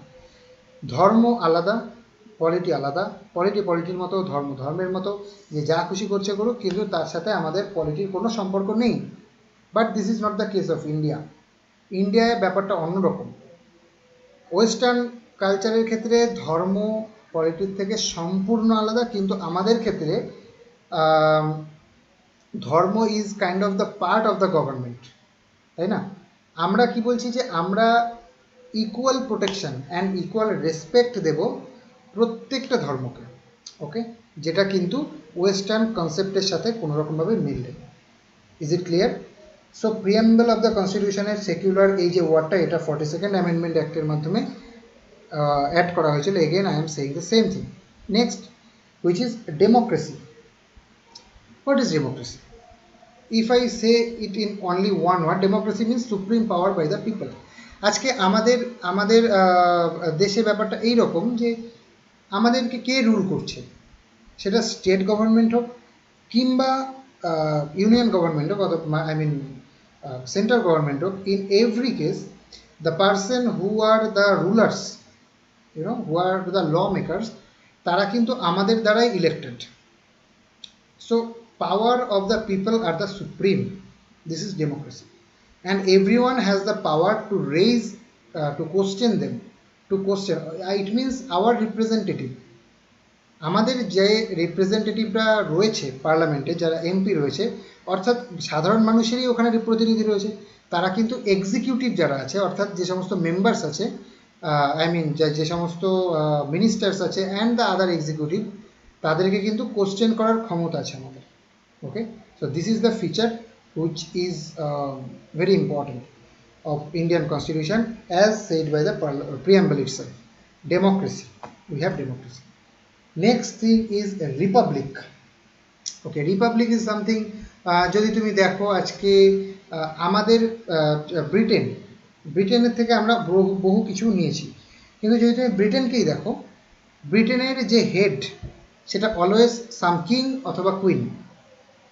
তার মানে কি, ওখানকার যে হেড অফ দ্য স্টেট সে কিন্তু ইলেক্টেড নয়, ওকে, সেখানকার যে প্রাইম মিনিস্টার তারা elected obviously, but the head of the state is some king or the queen who is a Monarch, okay. But in the case of India, আমাদের যে head of the state which is president, he is not a Monarch, he is a elected person, দো ইট is A indirect election. Indirect election হলেও আমাদের কিন্তু elected head আছে, সেই জন্য এটাকে বলা হচ্ছে রিপাবলিক। অর্থাৎ from the very top of the system to the very bottom of the system, প্রত্যেকটা ক্ষেত্রে hour people is the supreme, because সাধারণ মানুষের থেকেই কেউ প্রতিনিধি হয়ে পার্লামেন্টে যাচ্ছে, স্টেট লেজিসলেচারে যাচ্ছে, এবং সেখান থেকেই তারা আবার ভোটিং করে তুমি বলতে পারো যে আমাদের প্রেসিডেন্টকে আনছে, কিংবা অন্যান্য ক্ষেত্রে আমাদের আমাদের প্রাইম মিনিস্টার, সিএম, এদেরকে আনছে। So this is it, Republic, elected head of the nation. Next is, এইবার আমরা চলে আসছি যেটা হলো আমাদের অবজেক্টিভ আমরা কি কি অ্যাচিভ করতে চাইছি। Justice means justice of social, economic and political. দেখো, আলটিমেটলি যদি আমাদের কিছু পেতে হয়, আজকে আমরা একটা সাধারণ নাগরিক হিসেবে আমাদের কি দাবি থাকতে পারে?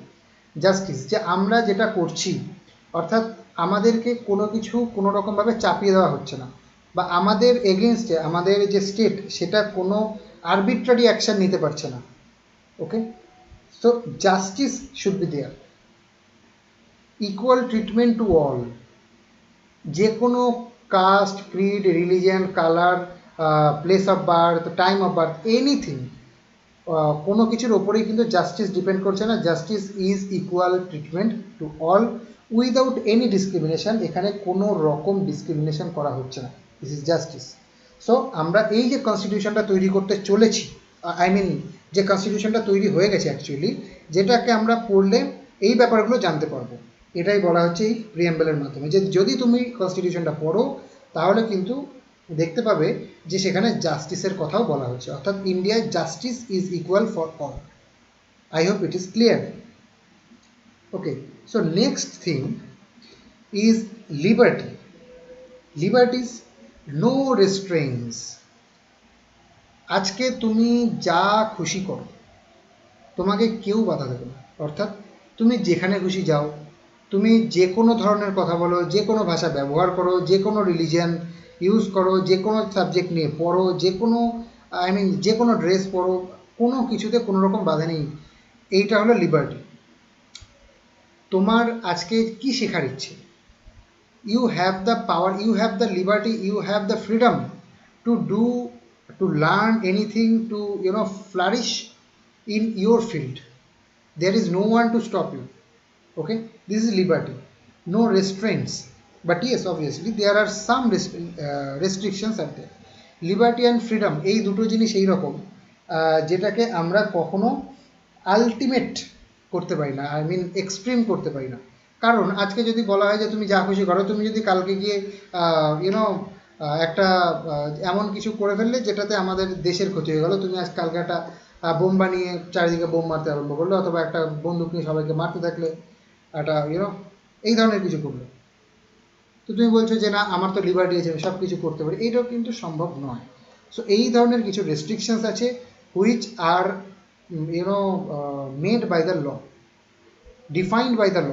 ল এর দ্বারা যে সমস্ত ল তৈরি করা হয়েছে অলরেডি, তারা তোমাকে বলে দেবে যে তোমার লিবার্টি কতটা। But yes, you have a lot of liberty to do many things in your life. Clear? So this is about the liberty. Next is equality. Again, আমাদের one of the most important objective of our constitution is equality. আর equality থাকতে হবে, প্রত্যেকের সমান অধিকার থাকতে হবে। কেউ বেশি পাচ্ছে, কেউ কম পাচ্ছে, কেউ চাকরি পাচ্ছে, কেউ পাচ্ছে না, এরকম হলে চলবে না। সো ইকুয়ালিটি থাকতে হবে। No special provision, no special treatment to anyone. কাউকে কোনো রকমভাবে স্পেশাল ট্রিটমেন্ট দেওয়া যাবে না। অর্থাৎ আজকে একজন আম্বানির ছেলে বলে সে আজকে এই ট্রিটমেন্ট পাবে, সে সুপ্রিম কোর্টে গেলে সে তাড়াতাড়ি তার কাজ করে দেওয়া হবে, কিন্তু আজকে একটা গরিব লোক যদি যায়, তার ফান্ডামেন্টাল রাইটসকে কার্টেল করেছে স্টেট, সুপ্রিম কোর্ট তার কথা শুনবে, এইরকমটা হবে না, এরকমটা যেন না হয়। This is about the equality. আজকে তোমার একটা পরীক্ষার ক্ষেত্রে তুমি যে পরিমাণ তোমার অধিকার আছে সেই পরীক্ষায় যাওয়ার, তোমার যদি ক্ষমতা থাকে, তোমার যদি এডুকেশনাল কোয়ালিফিকেশান থাকে, তোমার যে অধিকার আছে, প্রত্যেকটা মানুষের সেই অধিকার আছে। ওকে, কিন্তু here is something you have to remember, যে আনইকুয়ালকে যদি ইকুয়ালি ট্রিট করা হয়, তাহলে this is not equally, this is something তোমাদের একটুখানি হাই, মানে কি বলবো, একটুখানি উঁচু আর কি ভাবনা চিন্তায় ভাবতে হবে। এটা খুব কমনলি, কারণ এটা সাধারণত যে সমস্ত জব অ্যাসপারেন্টস থাকে তাদের এটা মনে হয় যে এই তো এসসি এসটি ওবিসি ব্যাকওয়ার্ড ক্লাসের জন্য এত ছাড়, জেনারেলদের জন্য এত ছাড়। কিন্তু এটা বেসিক্যালি কেন করা হয়েছে, this is something you have to understand. Equality, দেখো বহুদিন থেকে এই যে যারা ব্যাকওয়ার্ড ক্লাস রয়েছে, যে সমস্ত এসসি এসটি রয়েছে, যে সমস্ত ট্রাইবাল গ্রুপস রয়েছে, এরা কিন্তু আমাদের যে মেইন স্ট্রিম লাইফের যে মেইন স্ট্রিম সেটার মধ্যে আসতে পারেনি। তো যেহেতু তারা লাইফের মেইন স্ট্রিমে আসতে পারেনি, তাই তাদেরকে একটু হলেও স্পেশাল সুযোগ সুবিধা দিতে হবে। কারণ তোমার কাছে যে সমস্ত রিসোর্সেস আছে, তুমি আজকে যতটা স্মার্ট, যে আজকে মনে করো আসামের কোনো একটা ট্রাইবাল গ্রুপ থেকে উঠে আসছে, খুব কষ্ট করে আজকে কোনো একটা এক্সামে এসছে অ্যাসপায়ার করার জন্য, অ্যাপিয়ার হওয়ার জন্য, তার কাছে সেই সমস্ত রিসোর্সেস নেই। তো তাকে যদি তোমার সাথে একই লেভেলে রাখতে হয়, তাহলে তাকে একটু বেশি সুযোগ দিতে হবে, তাকে একটু বেশি ছাড় দিতে হবে। যেমন যদি একটা কম্পিটিশানে একটা 10 বছরের বাচ্চার সাথে একটা 3 বছরের বাচ্চাকে আমরা একই কম্পিটিশানে একই কাজ করতে দিই, তাহলে যদি দুজনকে একই সময় দেওয়া হয়, তাহলে সেটা দিস ইজ নট ফেয়ার। যে 10 বছরের বাচ্চা, তার তো ক্ষমতা বেশি, সে বেশি দিন ধরে কাজটা করছে, তার কাছে বেশি নলেজ আছে, সে ওটা তাড়াতাড়ি করে ফেলবে, কিন্তু যে বাচ্চাটার বয়স 3 বছর সে অত তাড়াতাড়ি করতে পারবে না। অতএব তাদের দুজনেরকে আমরা যদি ওয়াইজলি টেস্ট করতে হয় তাদের ক্ষমতা, তো 3 বছরের বাচ্চাটাকে আমাকে কিছু বেশি রিসোর্সেস, বেশি টাইম দিতে হবে, বেশি সব কিছু একটু বেশি বেশি দিতে হবে। সো এই জন্য বলা হচ্ছে আনইকুয়াল। তাহলে যারা তোমার এসসি এসটি রয়েছে তারা আনইকুয়াল, তারা জেনারেল অর্থাৎ যারা মেইন স্ট্রিমে রয়েছে আমাদের মতো তাদের সাথে কিন্তু ইকুয়াল নয়। সো তাদেরকে যদি একই লেভেলে আনতে হয় তাদেরকে স্পেশাল রিসোর্সেস দিতে হবে। তবে হ্যাঁ, আমি এই ব্যাপারটা সম্মত যে যে সমস্ত SC ST group card holder যারা অনবরত হাই স্ট্যান্ডার্ড অফ লাইফের মধ্যে রয়েছে, যারা সমস্ত সুযোগ সুবিধা অনবরত পাচ্ছে, তাদের বাড়িতে সমস্ত তাদের প্যারেন্টস কোনো জবে রয়েছে, তারা সব কিছু জানে, এভরিথিং ইজ ক্লিয়ার, তাদের কোনো ফিনান্সিয়াল প্রবলেম নেই, তাদের ক্ষেত্রে এই ব্যাপারটা কিন্তু আস্তে আস্তে কমানো উচিত। সো এইটা তোমরা আমাকে জানাতে পারো মেসেজ করে যে তোমাদের কি মত, কারণ I am very interested about this topic, যে এইটা তোমরা কিভাবে দেখো প্রত্যেকে। So this is about the equality, no special treatment to anyone and unequal can not be treated equally. I hope it is clear. যদি ক্লিয়ার না হয় আমাকে আবার তোমরা মেসেজ করতে পারো, পরের দিন আরেকবার এইটা নিয়ে আমি একটু হালকা করে বলবো, কারণ this is something which is very uncommon thing. Okay, next thing that is there, and the this kind of uh, words, the last word almost, this is fraternity. Fraternity means brotherhood. We should have a well brotherhood, সৌভ্রাতৃত্ববোধ যেটাকে বলা হয় বাংলায়, যে প্রত্যেকের ক্ষেত্রে একটা সুসম্পর্ক থাকবে। আজকে সে যদি অন্য কোনো কাস্ট, অন্য কোনো ক্রিড, অন্য কোনো রিলিজিয়ান, অন্য কোনো ল্যাঙ্গুয়েজ, অন্য কোনো কালার, অন্য কোনো স্টেটস হোল্ডার, যে কোনো কিছু হোক, কিন্তু প্রত্যেকের মধ্যে ব্রাদারহুড এই ব্যাপারটা যেন সব সময়ের জন্য আপহেল্ড করা হয়, এইটাকে যেন হাইলাইট করা হয় যে ব্রাদারহুড থাকতে হবে। কারণ দেখো আমাদের দেশে এত variety, again the same thing, so many variety. আজকে কালারের কত ডিফারেন্স আছে, every day the same thing I am repeating and repeating, because this is the essence of polity, this is the essence of our constitution, that is so many varieties, so many kind of people. তো আর তাদের মধ্যে যদি একটা unity রাখতে হয়, তাদের মধ্যে যদি সবসময়ের জন্য একটা ইন্টিগ্রিটি ধরে রাখতে হয়, তাদেরকে যদি একসাথে রাখতে হয়, তাহলে একটা ব্রাদারহুডের সেন্স থাকা খুব প্রয়োজন। তা না হলে আজকে কাশ্মীর বলবে আমাদের আলাদা করে দাও, পরশুদিন তামিলনাড়ু বলবে আমাদের আলাদা করে দাও, কারণ নর্থ ইন্ডিয়ার লোকদের সাথে আমাদের গায়ের কালার মেলে না, তো আমাদের আলাদা করে দাও। পাঞ্জাব এদিকে বলছে যে আমাদের আলাদা করে দাও, কারণ পাঞ্জাবের সাম পার্টস, যেটা তারা বলছে আমাদের আলাদা করে দাও, ওদিকে নাগাল্যান্ডের লোকজন বলছে আলাদা করে দাও। তো এই যে ব্যাপারগুলো রয়েছে, এগুলোকে কন্ট্রোল করার জন্য ব্রাদারহুডের ব্যাপারটাকে, ব্রাদারহুডের যে আইডিয়া, এইটাকে আমাদের আপহেল্ড করতে হবে। But unfortunately again this are very unfortunate, যে আমাদের যে কনস্টিটিউশন যারা বানিয়েছেন, so well educated and wise people, তারা এই সমস্ত আইডিয়াটা দিয়ে গেছেন, কিন্তু আমাদের ব্যর্থতা, অর্থাৎ আমাদের এখন যে প্রেজেন্ট আমরা যারা রয়েছি এভরিওয়ান, তাদের ব্যর্থতার জন্য কিন্তু এই আইডিয়াগুলো ফেইল হয়ে যাচ্ছে। আজকে যখনই কোনো একটা জিনিস নিয়ে আলোচনা হবে, সেখানে ফার্স্ট অফ অল যখনই পলিটিক্সের নিয়ে আলোচনা হবে, সেখানে রিলিজিয়ান চলে আসবে, সেখানে ল্যাঙ্গুয়েজ চলে আসবে। আজকে বিভিন্ন ল্যাঙ্গুয়েজকে বিভিন্ন স্টেটের উপরে ইম্পোজ করা হচ্ছে যে না তোমাদের এই ল্যাঙ্গুয়েজ করতে হবে।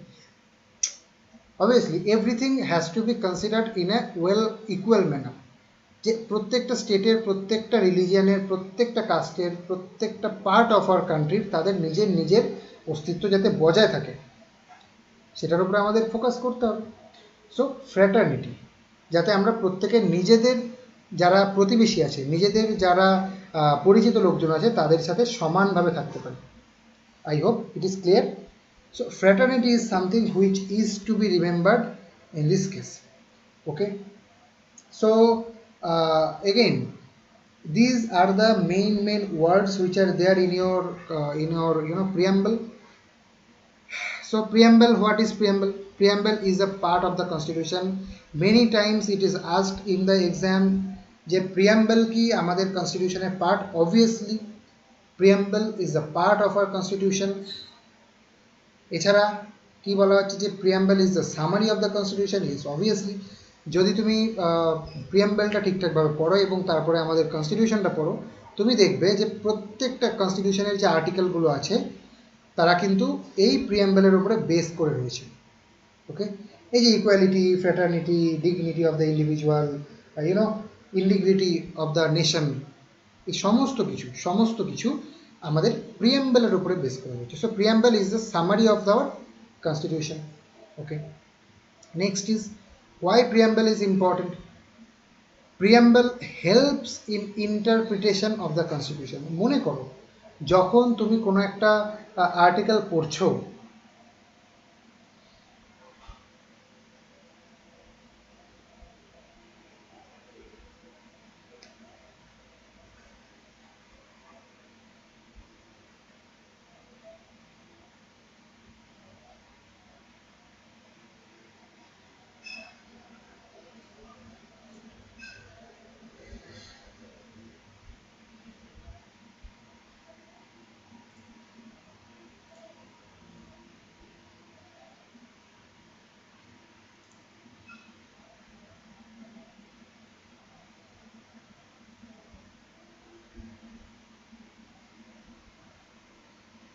Okay, can you hear me?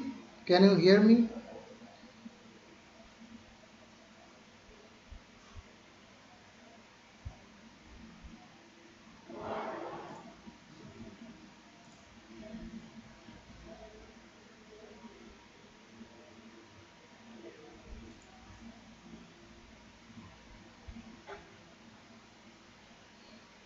Okay, can you hear me? Please tell me.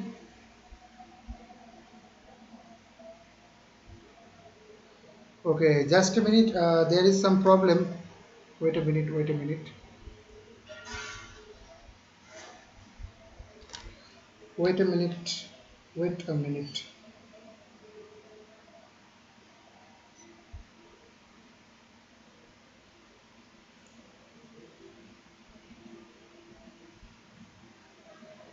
Wait a minute.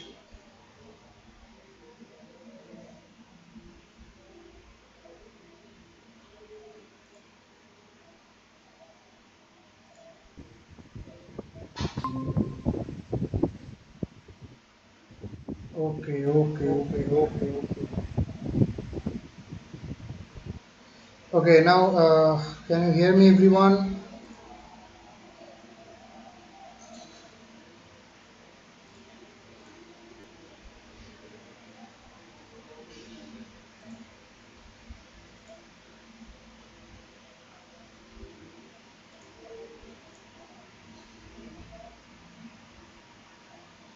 Okay, can you hear me?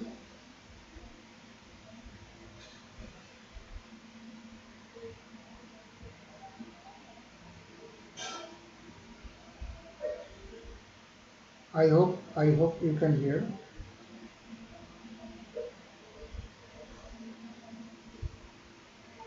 Just write an okay.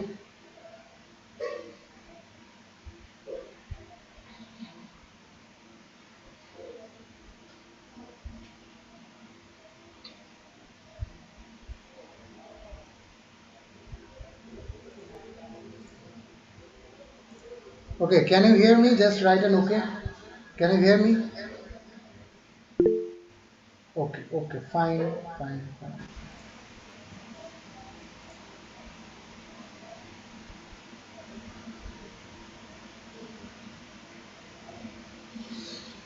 Okay, let's get back to it. So, Parliament is something like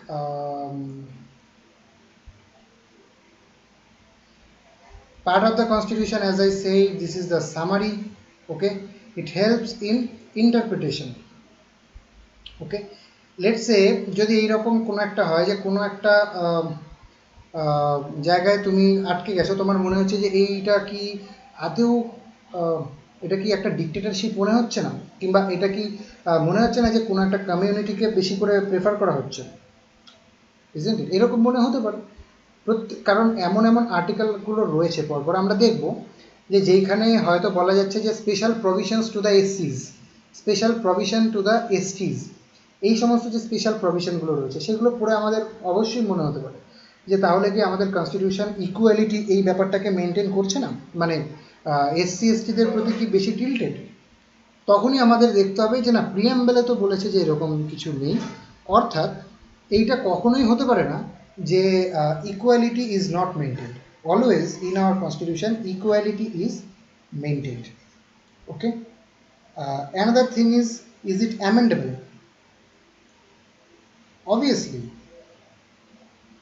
42nd Amendment Act of 1976, এটা amendment হয়ে গেছে, so there is no question about it, it's obviously amendable. Okay, and so তাহলে preamble সম্পর্কে আমাদের যে basic ধারণাটুকু হলো সেটা হলো এই রকম, যে প্রিয়াম্বেল হলো আমাদের যে হোল কনস্টিটিউশন আছে সেই সমস্ত কনস্টিটিউশনের একটা সামারি, যেখানে আমরা আমাদের কনস্টিটিউশনের যে পাওয়ার, যে অথরিটি, সেটার সোর্সটা দেখতে পাচ্ছি। সেই সোর্স হলো পিপল অফ ইন্ডিয়া। আমরা যে কনস্টিটিউশনের নেচার, যে কনস্টিটিউশনটা কী ধরনের সেইটা বুঝতে পারছি, যে sovereign, socialist, secular, democratic and Republic, আমাদের দেশ এই ধরনের আইডিয়াগুলোকে ফলো করবে, এইটা আমরা বুঝতে পারছি। অবজেক্টিভটা কি না, hour objective is to justice, to promote justice, liberty, equality and fraternity. These are the objectives of our constitution. And finally we can find that on 26th day of November 1949, we do hereby adopt, enact and give to ourselves this constitution. Okay, so this is basically about the preamble of the constitution. I hope it is clear. So আজকে আমরা যেটা করলাম সেটা হলো features of our constitution and the preamble. এই দুটোকে একসাথে করার কারণ এই, I hope you understood this thing, এদের মধ্যে 80% are more than that is common. তো যদি তুমি এই দুটোকে একসাথে পাশাপাশি প্রিপেয়ার করো তো তোমার এই দুটো চ্যাপ্টার বুঝতেই একটা অপরটাকে হেল্প করবে, যে এইটা কেন, এইটা ইকুয়ালিটি বলতে কী বোঝানো হচ্ছে, ফ্র্যাটার্নিটি বলতে কী বোঝানো হচ্ছে। তো এই ব্যাপারগুলো তোমাদের একসাথে এই দুটো চ্যাপ্টার পড়তে সাহায্য করবে। That's why I made this two chapters with together with one another. So this is basically it is. If you have any query, as I say every day, I don't know how you are reading, because if আমি যদি প্রতিদিন তোমাদের পড়িয়ে যাচ্ছি, এখন তোমরা যদি বাড়িতে না পড়ো, আচ্ছা লেট মি নো তোমরা কে প্রতিদিন আমার পড়ানো করে পড়াগুলো পড়ছো। Okay, let me know, tell me কে পড়ছো বাড়িতে, বা শুধু জাস্ট শুনেই যাচ্ছ না, শুধু পড়ছো বাড়িতে। কে পড়ছো ইয়া, আর কেউ পড়ছো না ইয়া পরের দিন পড়ো। ওকে, পরের দিন পড়ো, it's also fine, but you have to read. কারণ শুধুমাত্র যদি এইরকমভাবে মনে করা হয় যে আমি শুনলাম এবার মাথায় আমার থাকবে কিছুদিন, ওটা হয়তো 2-3 দিনই থাকবে, তারপরে সব মিলিয়ে যাবে, কিচ্ছু থাকবে না। তো তোমার যে কোনো ক্ষেত্রেই যত বড় টিচার আসুক, যেই আসুক বা যেই যা খুশি করাক, যেটা তোমাকে করতে হবে সেটা হলো you have to read yourself the book. তাহলে আর সবসময় যেটা করবে সেটা হলো উইথ অ্যাক্টিভ ব্রেন। তুমি ফ্র্যাটার্নিটি মানে ধরো বুঝতে পারছো না, so never leave it, just গুগলে লেখো যে fraternity, what is the meaning of fraternity in the Indian constitution. তুমি অবভিয়াসলি কিছু না কিছু পাবে না, সেখান থেকে পড়ে একটা এত আইডিয়া তৈরি হবে যে ফ্র্যাটার্নিটি বলতে আচ্ছা তার মানে কী বোঝানো হচ্ছে। And as far I explain this terms, again I am saying, যদি তোমাদের প্রত্যেকটা টার্ম, যে কোনো টার্মে যদি কোনো জায়গায় প্রবলেম থাকে, you can just message me on my WhatsApp number, that all of you have, যে কী সমস্যাটা তোমাদের কী হচ্ছে। I will make sure that পরের দিন ওই টপিকটা নিয়ে, ওই ব্যাপারটা নিয়ে আলোচনা হবে। ওকে, সো বাড়িতে পড়ো এবং মন দিয়ে পড়ো, বারবার পড়ো, রিভিশন করো। আই হোপ এইভাবে যে বোঝানো হচ্ছে, you will find something new insight and new meaning of the chapters. আচ্ছা, কে আমার একটা জিনিস, এই 3-4 দিন ধরে পড়ছো, প্লিজ তোমরা একটুখানি বলবে যে এই ব্যাপারটা কি হেল্পফুল মনে হচ্ছে, কিংবা যদি স্টাইল চেঞ্জ করতে হয়, কিংবা কীভাবে তোমাদের হলে বেটার হয়। Is the thing okay? Please let me no লিখে। Okay, okay. Anyone else?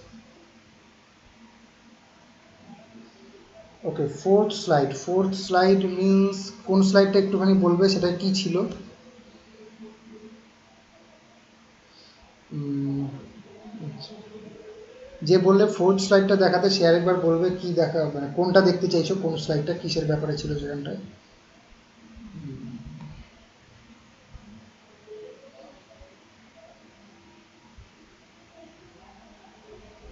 Okay, parliamentary form, parliamentary form.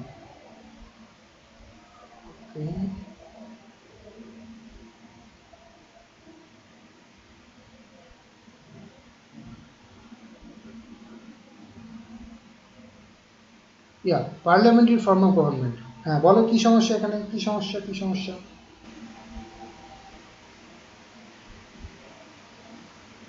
This is your slide, পড়ে নিতে পারো। আর এই যে A B C D E, এই যে পয়েন্টসগুলো আছে, this are all available in your book.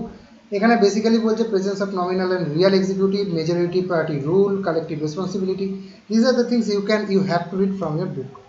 Anyway, যদি কারো কোনো প্রবলেম থাকে you can obviously message me in my WhatsApp number. আর যদি কারো কোনো সাজেশন যে স্যার আমি এইভাবে বুঝতে পারছি না, এটা আমাকে একটু বলে দিলে ভালো হয়, I will try. Yeah, maybe.